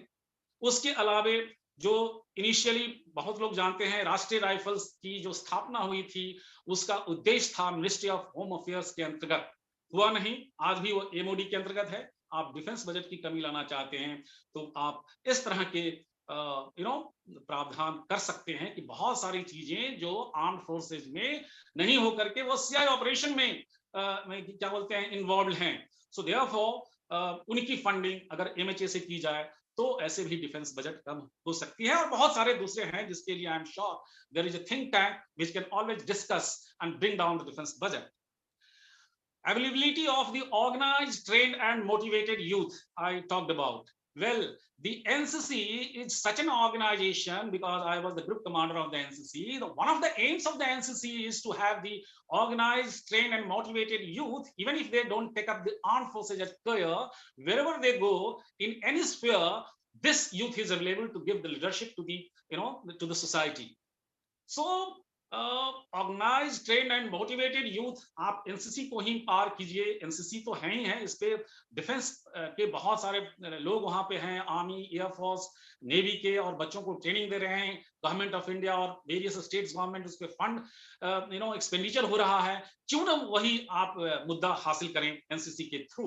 और अगर इनके थ्रू भी हासिल करना चाहते हैं तो एक बैलेंस रखिए, स्पेक्ट्रम को ऐसा रखिए कि दोनों के बीच का हो। आज की डेट में यदि वो अल्फा एंड पे है तो सीधा ब्रेवो एंड पे मत पहुंचिए, दोनों के बीच में आने का कोशिश करें, ये मेरा सुझाव है। यस, एग्जिट पॉलिसी अभी जो है 75%, इस पे मेरा विचार ये है कि आप कहीं ना कहीं इसमें कोई थॉट नहीं दिया गया है। जैसे कि अनाउंसमेंट के तुरंत बाद बहुत सारे स्कीम लेकर लोग आने लग गए और स्टेटमेंट दे रहे हैं सिर्फ, इस संबंध में कोई वैसा जो पहले से थॉट ऑफ प्लान होता तो एक गैजेट नोटिफिकेशन या फिर इसी के साथ साथ आता कि ये मेरा आपके लिए प्लान है, तो वो नहीं है, तो ये भी आना चाहिए। नहीं तो अगर ये 75% लोगों का बढ़िया से रिहैबिलिटेशन नहीं हुआ तो क्या पता यही युवा जिसको हम organised, trained and motivated youth nation building, society building के लिए देख रहे हैं, कहीं एंटी सोशल ना हो जाएं, आक्रोश में, निराशा में हतोत्साहित होकर। So therefore it's a caution. Then also हमारे जनरल केच ने जो कवर किया, regimentation and operational preparedness of the armed forces units, ये दोनों ही कहीं ना कहीं एक दोनों में अनुनाश्रय का संबंध है। रेजिमेंटेशन जो है वो एक दिन 4 साल में नहीं आएगी, ये टीम स्पिरिट, कॉमरेडरी, एक दूसरे को धक्का दे करके सामने उसको बचाने के लिए आना और खुद पे गोली ले लेना, या आदेश देने पे उसको अटैक करो, सामने से गोलियों की बौछार हो रही है और वो अटैक करने जा रहा है गलवान वैली में या फिर डुकाला में या कहीं और इस तरह के हाई एल्टीट्यूड एरिया में, क्यों अपनी जान को जो सर्वोच्च बलिदान है देने के लिए तैयार है, यदि उसमें मोटिवेशन है, अपने यूनिट के क्वार्टर गार्ड के झंडे, नाम, नमक, निशान और बहुत सारे फैक्टर्स जो हैं, जो इंटेंजिबल हैं, दिखते नहीं हैं, लेकिन हमारे पहले वक्ता जनरल चतुर्वेदी ने बताया था परंपरा, तो बहुत सारी चीजों को देखते हुए ये जो परंपरा है, ट्रेडिशंस हैं, कस्टम्स हैं, हमारे शूरवीर की गाथाएं हैं, ये सब करके हम अपने सोल्जर्स को ट्रेन करते हैं, और जो मैंने पहले बताया 4 वर्ष के बाद वो सोल्जर एक्चुअली तैयार होता है fit for the armed forces, and therefore if it is less somewhere और द अदर, रेजिमेंटेशन है, वो जो कॉमरेडरी है, जो एक स्पिरिट डिकोर है, जो भाईचारा का संबंध है, वो कहीं ना कहीं अफेक्ट होगा। वो तो कुछ एक महीने तो मैंने बताया, 6 महीने ट्रेनिंग में, कुछ एक छुट्टी में, और बाकी का समय वो सेकंड करियर प्लानिंग में रह जाएगा, बाकी का समय वो कैसे मैं इसमें रहूंगा कि नहीं रहूंगा, मेरी संभावना नहीं है तो क्या करूंगा आगे का, यही सोचने में रह जाएगा। ऑपरेशनल प्रिपेयर्डनेस, यस, अब चूंकि ये सिर्फ 25% ही लोग रहेंगे और बाकी का लोग जो है चला गया है, तो देयरफॉर ये 25% से शायद हमारी ऑपरेशनल प्रिपेयरनेस जो हमारे टेक्नोलॉजी और ये सब चीजें हैं उनके लिए लोग पूरा न हो। सो देयरफॉर क्योंकि वो 75% वाला बचा हुआ है बंदा, मतलब अभी 25% रेगुलर है और 75% जो आर्मी है वो अब लेस देन 4 इयर्स की सर्विस वाला है। सो देयरफॉर वो स्पेशलाइज नहीं है। मैं आज और 4 साल की बात नहीं कर रहा हूं, मैं ये 4 ईयर का 3 साइकिल तकरीबन निकल जाएगा, 4 साइकिल निकल जाएगा, तब की बात कर रहा हूं, तब इसके इम्पैक्ट्स आने शुरू हो जाएंगे। सो देयरफॉर हमें इस operational preparedness of the units का भी ध्यान रखना पड़ेगा। मोर एम्प्लॉयमेंट, एक और भी शायद कहीं ना कहीं कहा गया है कि इससे बहुत ज्यादा लोगों को एम्प्लॉयमेंट दिया जाएगा। वेल, अगर आप सिर्फ 4 साल की एम्प्लॉयमेंट की बात करते हैं तो शायद मोर एम्प्लॉयमेंट हो जाएगा, लेकिन अगर 4 साल के बाद 75% वहां से निकल के कहीं और चला गया तो फिर कौन सी मोर एम्प्लॉयमेंट आप दे रहे हैं इस अग्निपथ स्कीम से। और जो बात की जा रही है कि हम पैरामिलिट्री फोर्सेज में देंगे, स्टेट पुलिस फोर्स में दे देंगे और यहां दे देंगे, कहीं और दे देंगे, क्या अभी वो नहीं है? अभी भी पैरामिलिट्री फोर्सेज में है रिजर्वेशन, है उसके लिए, इनके लिए, लेकिन 0.5% ही है, मतलब उनको दिया नहीं जा रहा है, लोग कमिटमेंट नहीं मान रहे हैं। एंड यहाँ पे तब जबकि अभी वैसी कोई पॉलिसी नहीं आई है, बाइंडिंग फैक्टर नहीं दिए गए हैं, तब क्या होगा ये देखने की बात है। So therefore this exit policy 75% again and again I am hopping around is a little gray zone. Training, पहले 1 वर्ष की ट्रेनिंग जो मौजूदा हालात में होती थी और हो रही है, अब तो बंद है अभी फिलहाल, लेकिन आने वाले समय में अग्निवीर को सिर्फ 6 महीने की ट्रेनिंग दी जाएगी। No half train, I would say state way. अभी के टाइम में उसको हम 1 साल का ट्रेनिंग दे रहे हैं, तो बाद में उसको 6 महीने क्यों? कहीं ना कहीं दोनों के बीच का एक ले मोर देन 6 मंथ्स की ट्रेनिंग, 9 मंथ्स, जैसे हमारा ऑफिसर्स ट्रेनिंग एकेडमी, वहां भी 9 मंथ्स की ट्रेनिंग होती है जो शॉर्ट सर्विस कमीशन के लिए ऑफिसर्स निकलते हैं उनके लिए। तो ये भी ट्रेनिंग भी एक मुद्दा है। ट्रेनिंग के लिए इंफ्रास्ट्रक्चर क्रिएशन, क्या हमारे रेजिमेंटल सेंटर इतने ज्यादा इनफ्लक्स, इतने ज्यादा बहुत सारे लोगों को जो लिया जाएगा उसके लिए तैयार हैं? वो भी तैयार करना पड़ेगा। और कौन होते हैं इनके उस्ताद, कौन होते हैं इनको ट्रेन करने वाले? हमारा जो हमारी यूनिट का नंबर 1 उम्दा किस्म का जो सोल्जर होता है, एनसीओ होता है, उस्ताद जिसको बोलते हैं, जो ग्रेडिंग अच्छा लाता है, उसका लड़ाई के दौरान का अनुभव अच्छा है, वही इंस्ट्रक्टर बन के आता है। यानी कहीं ना कहीं हमें ज्यादा ऐसे स्टाफ की जरूरत पड़ेगी, और इसका मतलब कि हम फ्रंट लाइन से ज्यादा इंस्ट्रक्शनल, ज्यादा जो ट्रेन सोल्जर हैं उसको हम एक तरह से ट्रेनिंग एस्टेब्लिशमेंट में ला रहे हैं। एक और में सुनने में आया है समवेयर ऑल इंडिया मेरिट की बात की गई है, correct me if I am wrong, all India merit somewhere or the other this is also a faltered kind of a mechanism if it is there, because all India merit हम नहीं बना सकते हैं। हर रीजन की, हर state की अलग dimensions हैं, अलग डायनामिक्स हैं।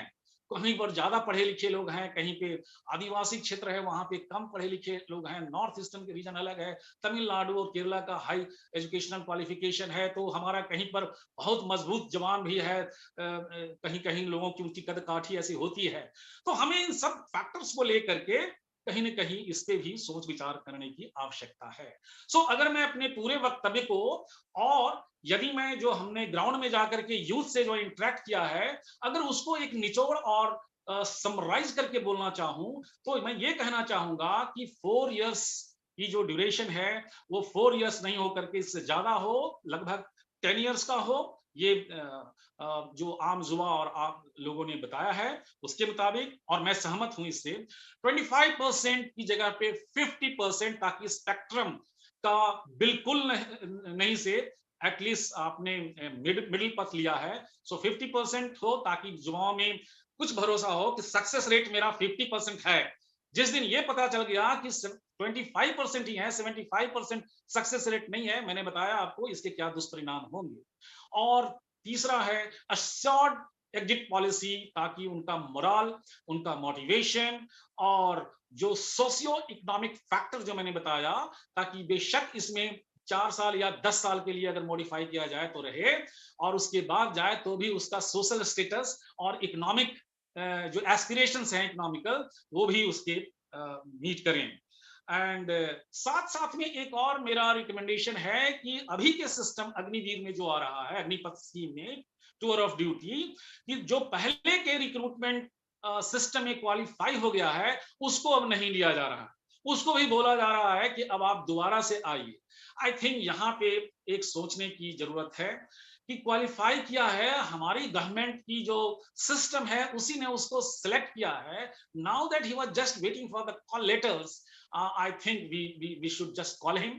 एंड दो ऑप्शन है, उसको या तो नॉर्मल रेगुलर आर्मी में दीजिए क्योंकि वो रेगुलर व्यवस्था के अंतर्गत क्वालिफाइड हुआ है, और कुछ नहीं तो कम से कम अग्निवीर में ही उसको दे दीजिए, which is not, number one is that employ him as a regular soldier.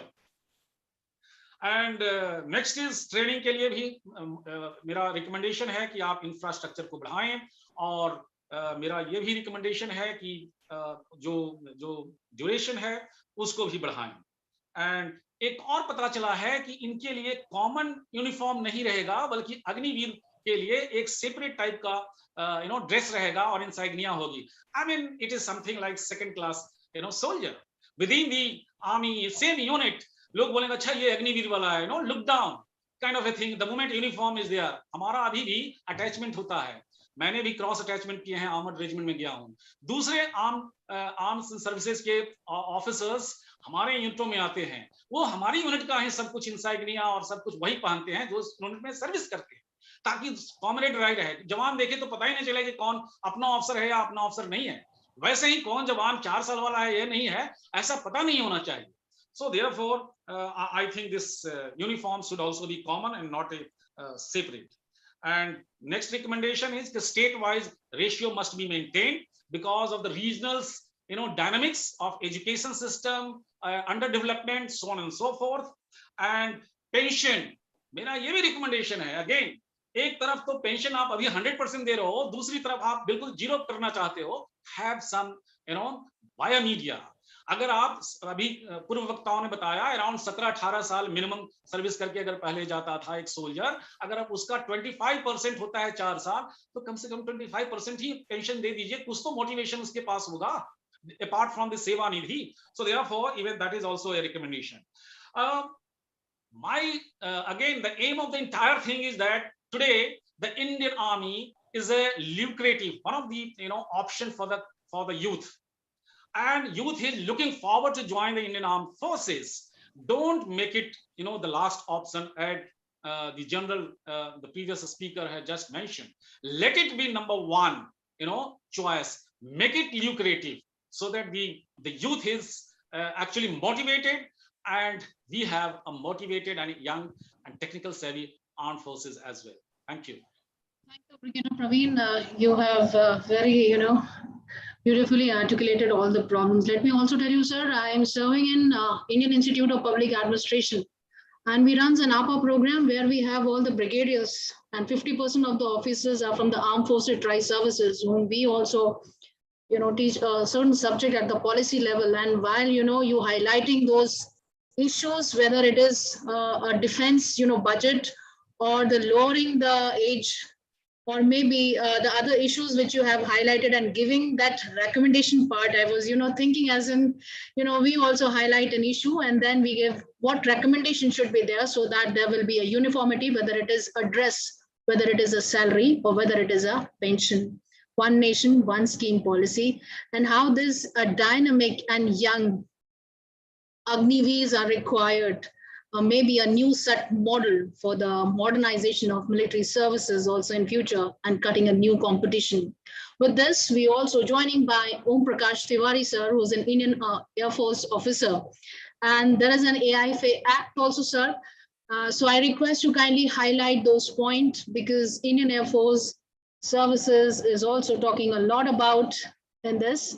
So I welcome you to sir for this program, and how this new human resource management scheme for the armed forces is will governed by Air Force Act 1950. Can I have your view on this, sir? Ma'am, I think it's a bit quite late, but I'll give you some short views on this aspect. Perfectly, sir.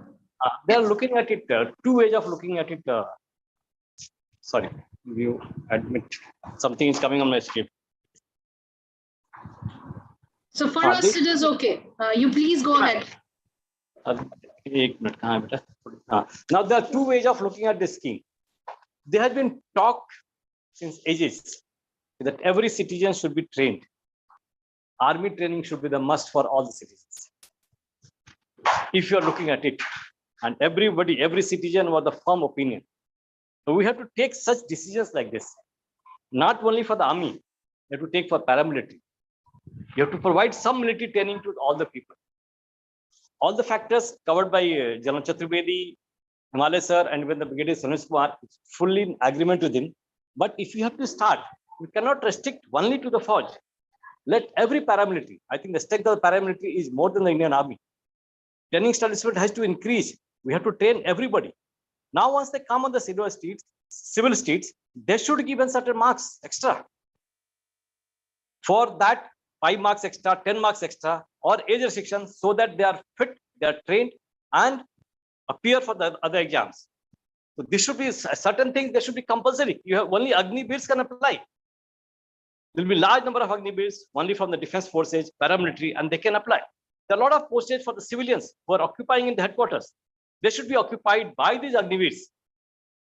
Second aspect, I'm coming straight to the point, ma'am. People, the children who joined at 17.5 years of age. I'm talking about the people from the rural areas who don't have enough resources to compete and to get prepared for the exams and KONSAM. Now, after 4 years, they are trained, they are disciplined, they'll come back with 20-25 lakhs, including their savings. Now they'll have full time. They don't have to depend on the families. They can prepare for IAS, they can prepare for any exams, and we'll find people are coming out of the exams and doing much, much better. But this is a long-term process. I'm not talking about tomorrow. Now, as for the Agniveer absorption in the army is concerned, army has to, or air force has to look at it, how to absorb them. 25% is a guideline. But now, suppose army requires some more. They have got other provisions. They should open up other provisions and absorb certain things. You don't have to make a generalized statement if 50% should be taken other thing. Certain units might take 5%, certain units take 10% extra, but it is all internal process. They should apply and get to the government and take the chaps. Certain units may not require, they may be satisfied with 25.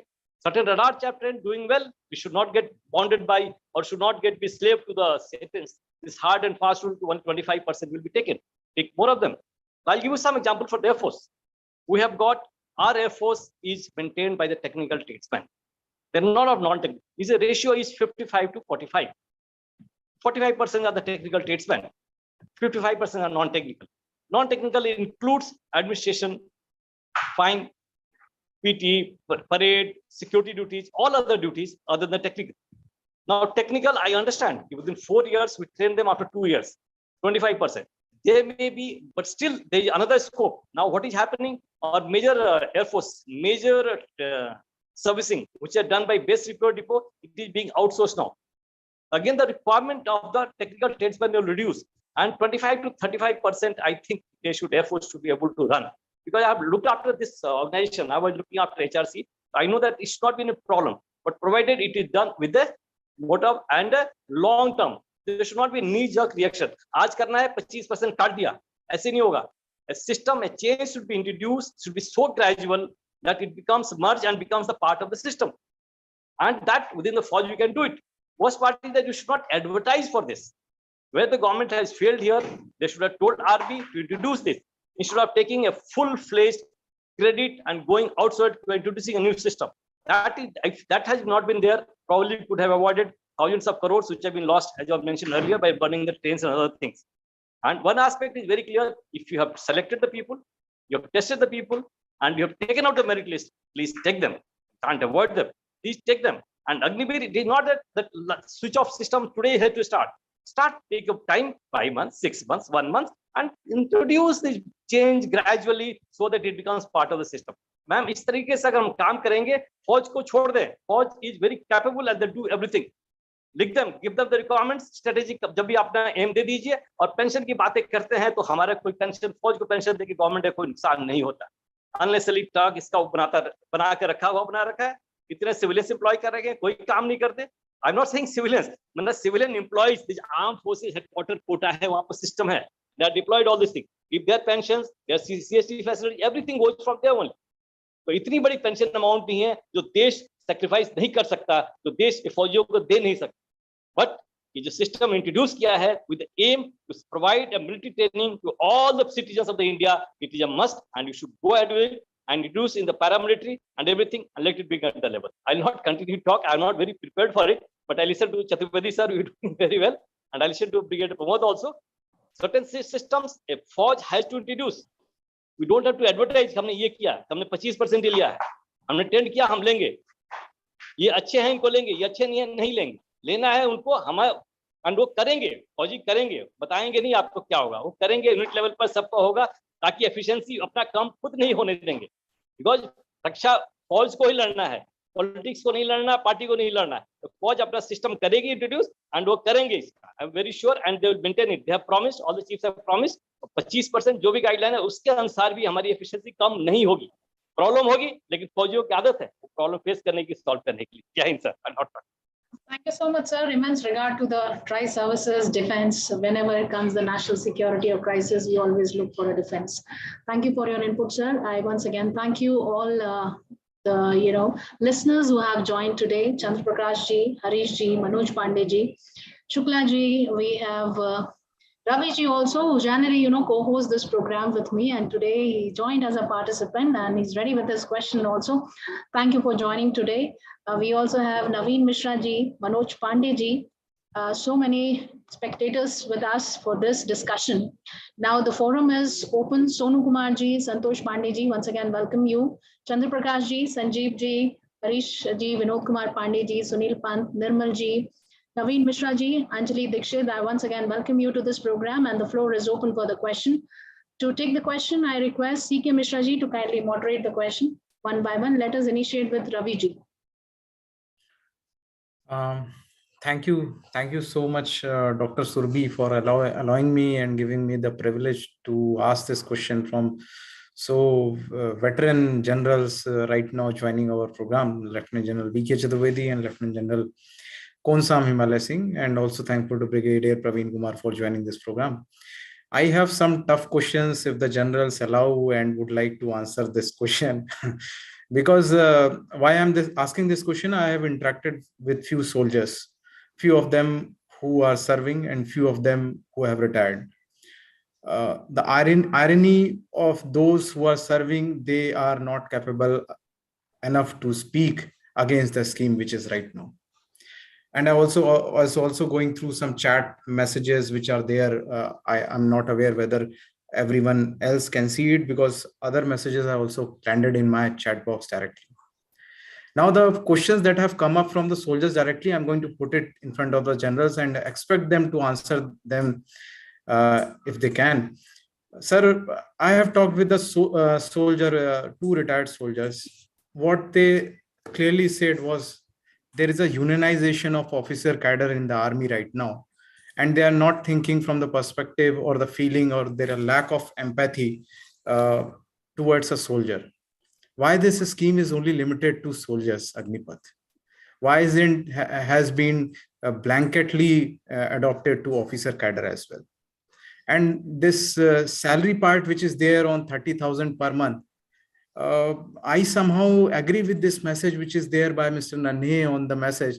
The institute on which I serve, the gross salary is 30,000, wherein the in-hand salary is around 20,000 rupees.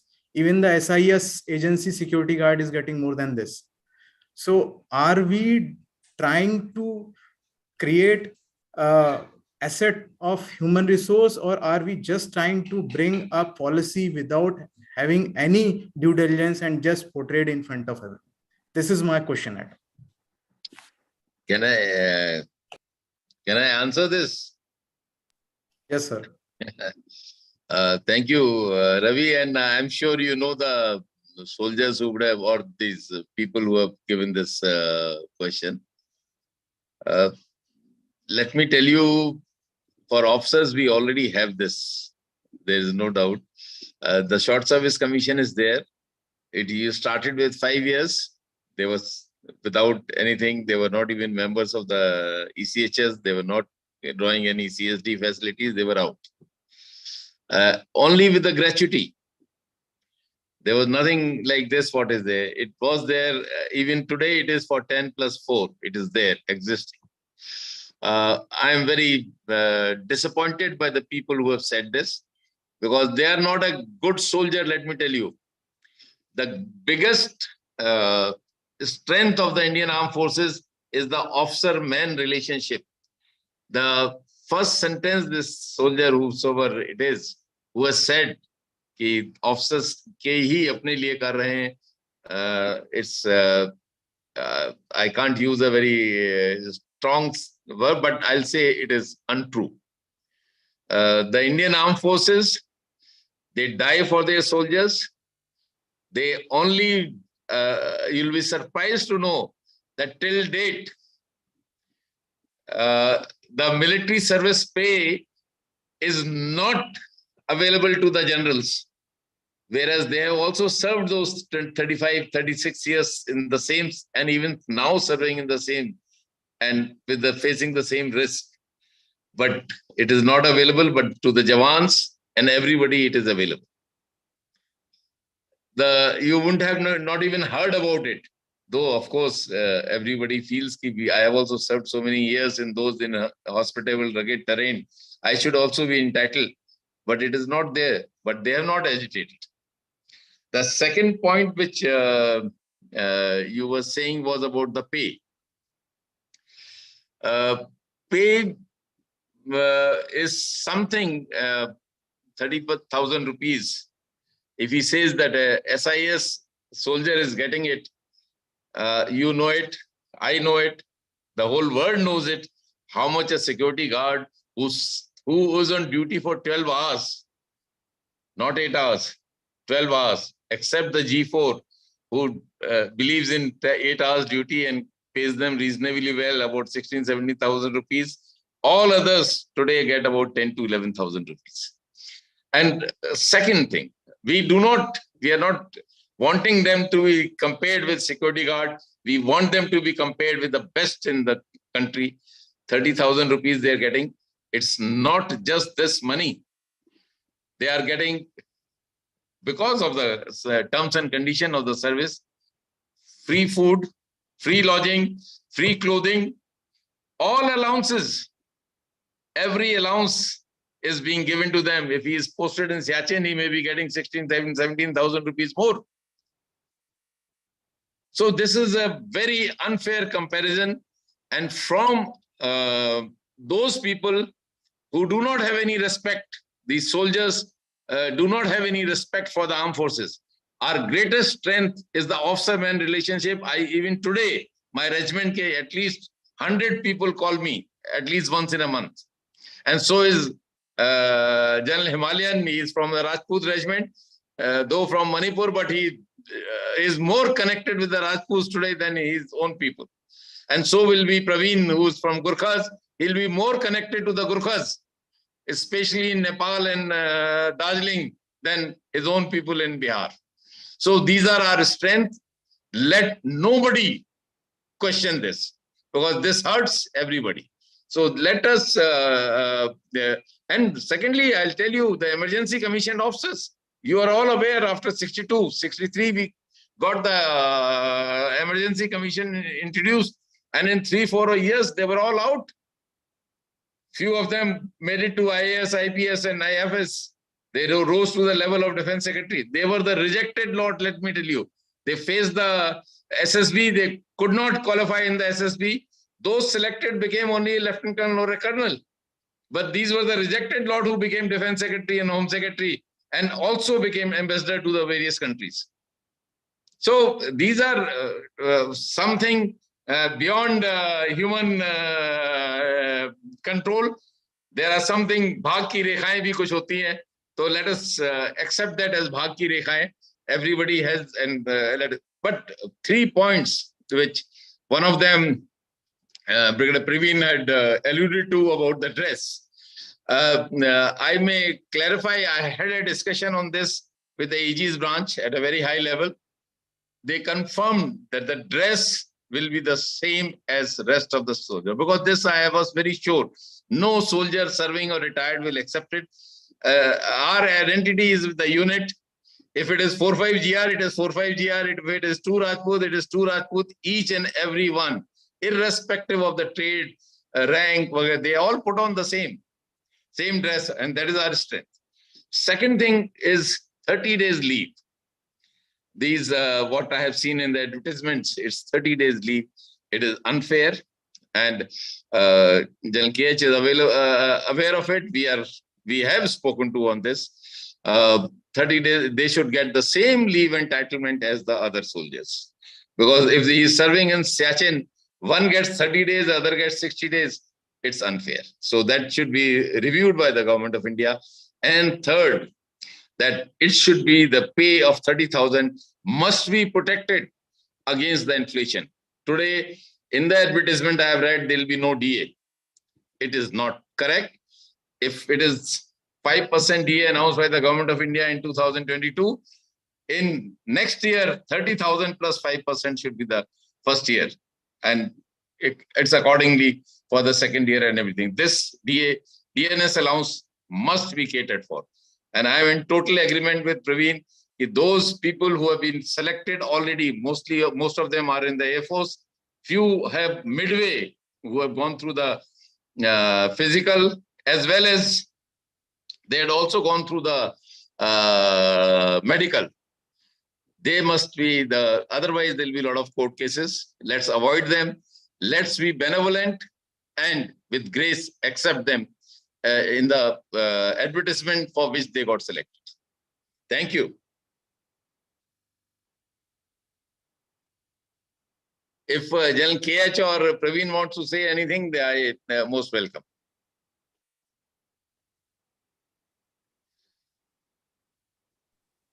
I agree with you, sir.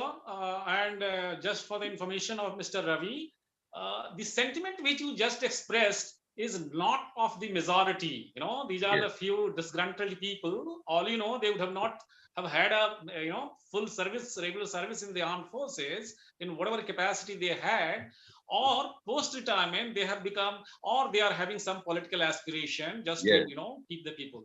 These are the factors. Otherwise, what the general said, well, Chatwood motto is that first the country, then your men, and then at the end is the officer for themselves. Thank you, sir. Thank you so much, sir. I request the audience kindly raise your question one by one. I think Ravi ji is there to moderate the question. No, CK Mishra ji would be moderating the session. So I think Ashok ji, you have a question.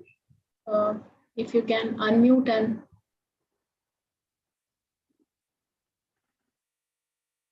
Ravi ji, you're muted. Well, I can't see any Ashok ji.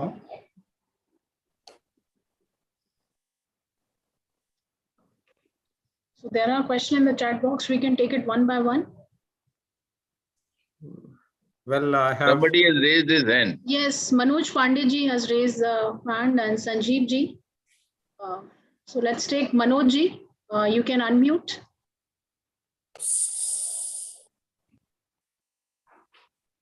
Please go ahead, Manoj ji. Good evening to everybody, or good afternoon to everybody. My question is when Army is when CDS is going to remove? We really can't answer this. Since it is a officer lateral entry way, na? No, so you said CDS. If you want to reduce the average age of the soldier, why not to the officer? Why you are giving the leverage to elite or the officer peoples? For Manoj ji, मैं आपको बता दूं कि officers के case में जिनके लिए younger age profile चाहिए, वो कमांडिंग ऑफिसर्स तक और ब्रिगेड कमांडर्स तक, यही कारगिल रिव्यू कमेटी की रिपोर्ट भी थी. उनका एक रिकमेंडेशन यही था कि ब्रिगेड कमांडर्स एंड सीओस की एज को कम करना चाहिए. उसके बाद अजय विक्रम सिंह रिपोर्ट जो कमेटी बनी थी, उसके इसी रिपोर्ट को कार्यान्वित करने के लिए बनी थी. एंड उसके बाद आज के दिन सीओस की एज ऑलरेडी कम हो गई है 15 से 16 साल। शॉर्ट सर्विस कमीशन इसी को मद्देनजर रखते हुए किया था कि जो हमारे यंगर ऑफिसर्स हैं उनके लिए हमें यंगर प्रोफाइल चाहिए, तो वो 10-15 साल नौकरी करके और फिर चले जाएं, क्योंकि पिरामिड हमारा बहुत स्टीप है। अगर वो सब नौकरी करते रहे तो फिर बहुत कोई प्रमोशन नहीं होंगे और बहुत दिक्कतें आएंगी। तो इसीलिए सर्विस कमीशन को इंट्रोड्यूस किया गया था। I do agree with you. My second question is, we are selecting 25% people best among the alls. Out of 100, we are selecting 25% soldier in the induction of the different regiments or different roles. So why we are saying retirement? It's it rather we say we are hiring only the competent peoples who can, like Azerbaijan and Armenia war. It's won by the only Turkish drone. Even soldier was not aware from where the drone is coming and how it is hitting. आपका point बड़ा valid है, लेकिन जो मैं कह Azerbaijan and Armenia की जो लड़ाई है उससे हम लेसन ना लें तो बेहतर। हमारी बिल्कुल जो सीमाएं हैं और हमारे जो जियोपॉलिटिकल सिचुएशन है टोटली डिफरेंट है। और इसलिए और सेकंड पॉइंट जो आपने कहा कि हमको उनको रिटायरमेंट क्यों कर रहे हैं, हम रिटायरमेंट नहीं कर रहे। We are only saying that we are taking 25% and balance are released and they are in general everybody is saying that we are retiring. This is the problem with all the no यही तो हम आपसे request करेंगे कि इस जो एक अवधारणा है इसको दुरुस्त करना है। they are not retiring। उनको तो हम पैरामिलिट्री फोर्स में 10% ले रहे हैं, CAPF में 10% की उनके लिए वो की जा रही है, DRDO में किया जा रहा है। उनके लिए जो डिफेंस के MOD के अंडर जो हैं जैसे TA है, DSC है, इन सब में 10% वैकेंसीज दे रहे हैं। तो उनको तो हम लोग सेकंड कैरियर के लिए सेकंड कैरियर ऑप्शन दे रहे हैं। ये जो फौज की जो एक रिक्वायरमेंट है, जरूरत है, नेसेसिटी है कि younger profile, fitter profile and tax heavy profile हमको चाहिए, तो उसको मद्देनजर रखते हुए कर रहे हैं। लेकिन इनको रिटायर नहीं किया जाए, they are not being retired, they are going into second option. और सेकंड ऑप्शन में जो भी कुछ दिक्कतें आ सकती हैं, जो आप कह रहे हैं उसमें दिक्कतें भी आ सकती हैं, क्योंकि जो ब्रिगेडियर प्रवीण ने भी कहा था कि आज के दिन भी एक्स सर्विस मैन के लिए कोटा है 10% से लेके 15% तक। लेकिन कुछ ब्यूरोक्रेटिक हर्डल्स हैं। बेसिकली ये है कि किसी तरह से इस रिजर्वेशन को फेल कर पार्लियामेंट कमेटी तक ये बात हमने अपने, जब मैं सर्विस में था, पहुंचाई। और कोश्यारी जी उस वक्त पार्लियामेंट कमेटी डिफेंस के वो थे, उनसे हमने बात की थी और काफी कुछ कोशिशें की हैं। लेकिन ऐसा क्यूआर उन्होंने बनाया है कि उस क्यूआर में कोई फिट नहीं होते अधिकतर, और जो फिट होते हैं वो अच्छा करते हैं। मैं आपको राजस्थान का और बिहार का बता सकता हूँ। जो PCS के लिए उनका जो UPSC के थ्रू होता है, उनके प्रदेश सर्विस सिलेक्शन बोर्ड के थ्रू, मैं 2 बार दोनों जगह 2 बार एक्सपर्ट गया हूँ। और मणिपुर का तो जनरल केज बता सकते हैं, क्योंकि वो खुद चेयरमैन रहे हैं मणिपुर स्टेट सर्विस कमीशन के। ये जो हमारे फौज के स्पेशली नेवी एंड एयरफोर्स वाले बहुत सेलेक्ट होते हैं। और जो हफ्ते में मैं था उसमें 30% वर फ्रॉम एयरफोर्स नेवी, एक आर्मी का भी हवलदार था, and they all did very well. Let me tell you, they all did very well, and I am sure they must have been in the merit and selected. काफी SDM होंगे, कोई लेखपाल होंगे, तहसीलदार होंगे, ये सब होगा। तो ये सब चीजें तभी आएंगी जब आप फौज में रहोगे। 4 साल थोड़ा कम है, हम सब ने रिकमेंड किया है 7 साल के आसपास। ब्रिगेडियर प्रवीण 10 साल के करीब बोल रहे हैं।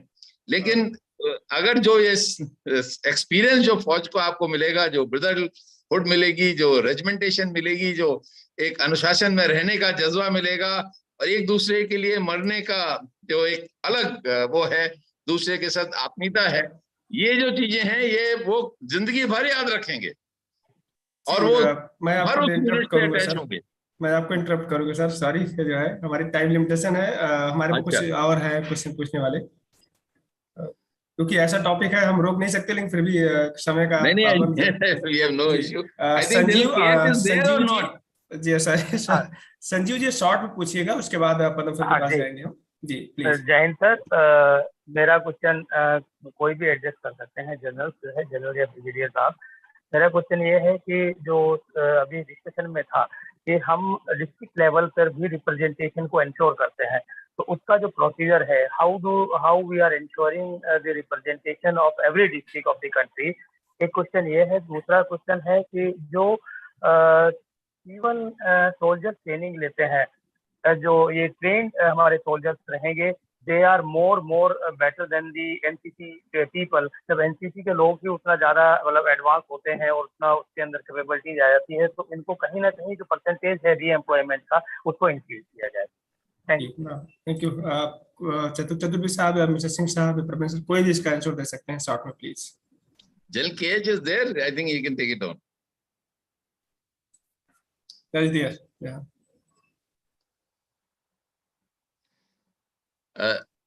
एवरी डिस्ट्रिक्ट का जो आपका पॉइंट है कि कैसे रिप्रेजेंटेशन को हम निर्धारित करें, बहुत अच्छा सवाल है। ये एक अभी स्टेट लेवल पे तो हमने रिक्रूटेबल मेल पॉपुलेशन के हिसाब से जो हर एक स्टेट की है उसके हिसाब से वैकेंसी दे देते हैं, लेकिन उसमें कुछ स्टेट्स ऐसी हैं, कुछ डिस्ट्रिक्ट्स ऐसी हैं हर एक स्टेट में जहाँ पे एजुकेशनल फैसिलिटीज, कोचिंग फैसिलिटीज, पुराने फौजियों की तादाद ज्यादा है, तो वहां मोटिवेशन लेवल और उसके लोग हमेशा अच्छा करते हैं। कुछ डिस्ट्रिक्ट ऐसी हैं जहाँ एजुकेशनल फैसिलिटीज भी कम है, लोग भी कम है, आने जाने के रास्ते जो साधन है वो भी इतने नहीं है। वहां पे थोड़ा सा या तो आपको डिस्ट्रिक्ट वाइज वैकेंसी अल्टीमेटली देनी पड़ेगी। आज के दिन ये संभव नहीं है, लेकिन ये रिकमेंडेशन जनरल केएस साहब की रिकमेंडेशन है और ये हमने दी है। तो देखिए किस तरह से अगर डिस्ट्रिक्ट वाइज वो वैकेंसीज दे देते हैं तो शायद इन लोगों को हो, और जहां एजुकेशनल फैसिलिटीज की थोड़ी, तो वहां कुछ उनको एजुकेशन क्वालिफिकेशन में या मार्क्स में कुछ अगर उनको बेनिफिट दे दिया जाए तो शायद धीरे धीरे, इट विल नॉट हैपन, एकदम जल्दी में नहीं होगा, लेकिन धीरे धीरे ये जरूर आसानी से हो जाएगा। दूसरा पॉइंट आपका ट्रेंड सोल्जर वर्सेस एनसीसी का था, मैं समझ नहीं पाया इसमें आप क्या कहना चाह रहे थे।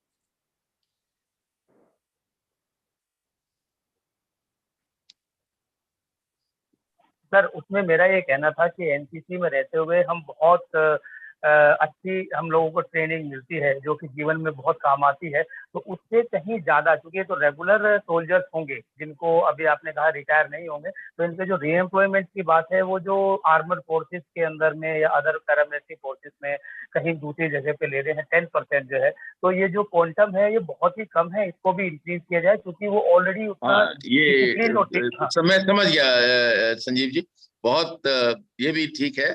ये पॉइंट जो अभी 10% आ रही हैं, मैं एक दिन कैलकुलेट कर रहा था कि अगर हम कितनी उनकी वैकेंसीज होती हैं और कितनी ले सकते हैं। अगर स्टेट पुलिस मान जाए 10% उसमें अपने स्टेट्स में जितनी पुलिस की वैकेंसीज होती हैं उसमें देने के लिए, तो मेरा जो ख्याल है, जो मैंने कैलकुलेशन किया है, प्राइवेट को मैंने नहीं लिया क्योंकि वो प्रेडिक्टेबल नहीं है, आज के दिन जो भी कुछ कह दें लेकिन उनकी कोई गारंटी नहीं है कि कल को क्या कहेंगे, तो इसलिए मैं प्राइवेट वालों को एक 0 लिया है। बाकियों को लेने के बाद भी 22,000 के करीब मेरे हिसाब से आ रही थी, 22-23,000 वैकेंसीज आएंगी। बहुत अच्छी संख्या है ये, और मैं समझता हूं कि अगर इतनी आ गई तो जो नौकरी करना चाहेगा उसको मिल जाएगी। Thank you sir. अब लास्ट क्वेश्चन मेरा एक सवाल है, पदम सर पूछेंगे, उसके बाद हम क्लोजिंग। मैं थोड़ा कनेक्शन में गड़बड़ी आ रही थी, मुझे नहीं मालूम कि क्या डिस्कशन हुआ, और हमको अनम्यूट भी कर दिया गया था और मेरा वीडियो भी डिसेबल हो गया था। मेरा ये कहना है कि जो यूनियन पब्लिक सर्विस कमीशन और पैरामिलिट्री फोर्स के अलावा जो अन्य सरकारी नौकरियां हैं उनमें जो ये अग्निवीर हैं, इनको क्या एज रिलैक्सेशन दिया जाना चाहिए 2 से 3 साल का? क्योंकि हमें लगता है ये जनरल साहब कि अगर हमारे देश में एक आईएएस से लेकर ग्राम प्रधान तक अगर अग्निवीर होता है तो देश में भ्रष्टाचार और अनुशासनहीनता क्या मुझे लगता है कि आमूलचूल सफाया हो जाएगा। बहुत मेरा यही कहना है कि क्या इसमें एक रिलैक्सेशन दिया जाए। ये बहुत अच्छा सवाल है और बहुत अच्छा सुझाव भी है, मैं कहूंगा पदम जी, क्योंकि अगर 3 साल का एज रिलैक्सेशन दिया जाता है तो 3 साल इन बच्चों के लिए अधिक है। और मैं काफी कन्विक्शन के साथ कह सकता हूं कि ये लोग इतने दृढ़ निश्चय के साथ आते हैं, इतनी मेहनत करने की इनमें एक इच्छा शक्ति होती है, कटिबद्धता प्रतिबद्धता के साथ ये लोग मेहनत करते हैं, तो ये डेफिनेटली ग्रेड पे आ जाएंगे और दिल भी सक्सेस सफल होंगे। ये एक मैं चाहूंगा विष्णु जी की इस संदर्भ में आप अपना रिकमेंडेशन सरकार को दें, आप इसमें सरकार को एक सजेशन दें।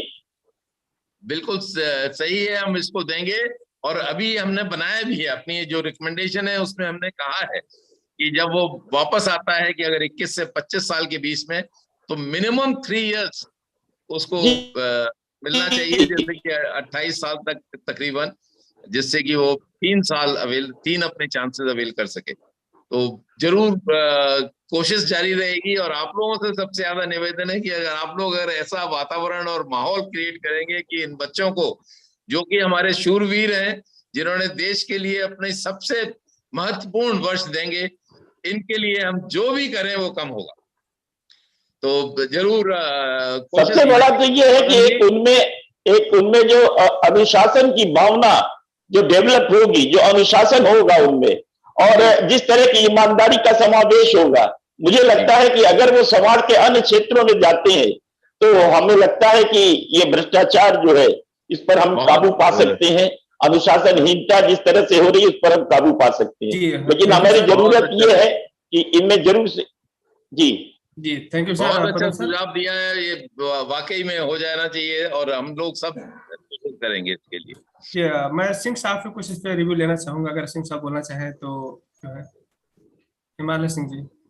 नहीं, थैंक यू वेरी मच। जो जनरल चतुर्वेदी साहब ने जो जवाब दिया है पूरा इंडोर्स मैं करता हूँ, लेकिन मैं सबको जो लिसनिंग जो अपने वेबिनार में शामिल है सबको ये बताना चाहता हूँ, अपने हिंदुस्तान का फौज चाहे कोई भी सिचुएशन में या चाहे कोई भी सर्कमस्टांसेस में हमेशा विजय रहेगा और हम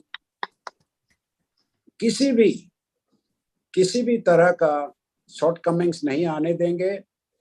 और सिर्फ चाहिए देश का जो अपने लोगों का प्यार, लोगों का जो अंडरस्टैंडिंग है, फौज को पता रहना चाहिए कि क्या है फौज, जो इतना ही चाहिए। अदरवाइज पूरा भरोसा रखिए इंडियन आर्म फोर्सेस के ऊपर कि ये जब जो भी सिचुएशन होगा निपटाने के लिए तैयार है, तो दुश्मन के हो या इंटरनल इश्यूज हो, इसमें जरूर मैं आपको भरोसा दिलाना चाहूंगा। धन्यवाद, thank you.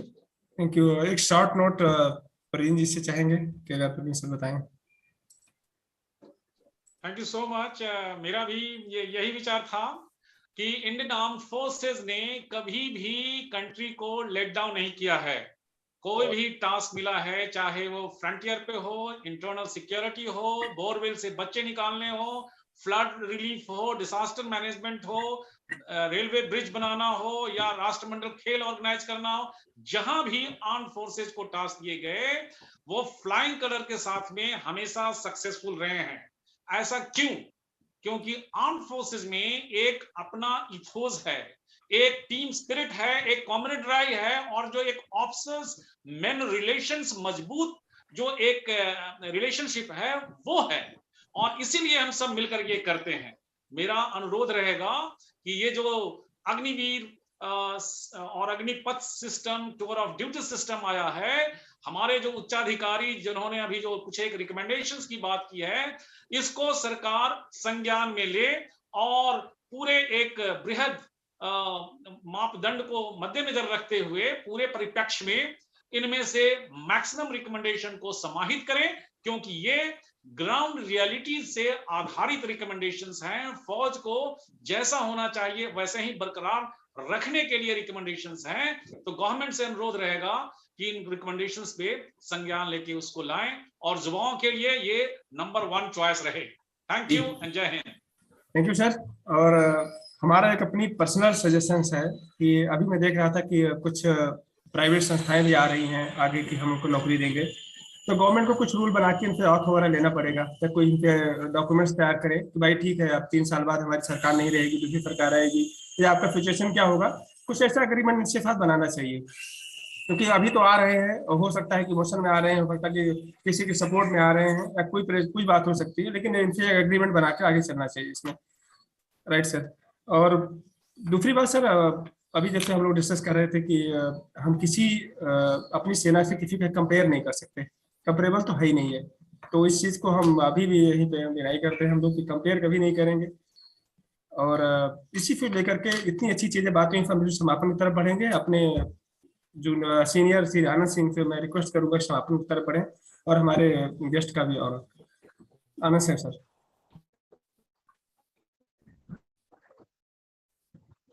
Anand Singh sir, vote of thanks के लिए थोड़ा सा आप प्लीज आगे आए।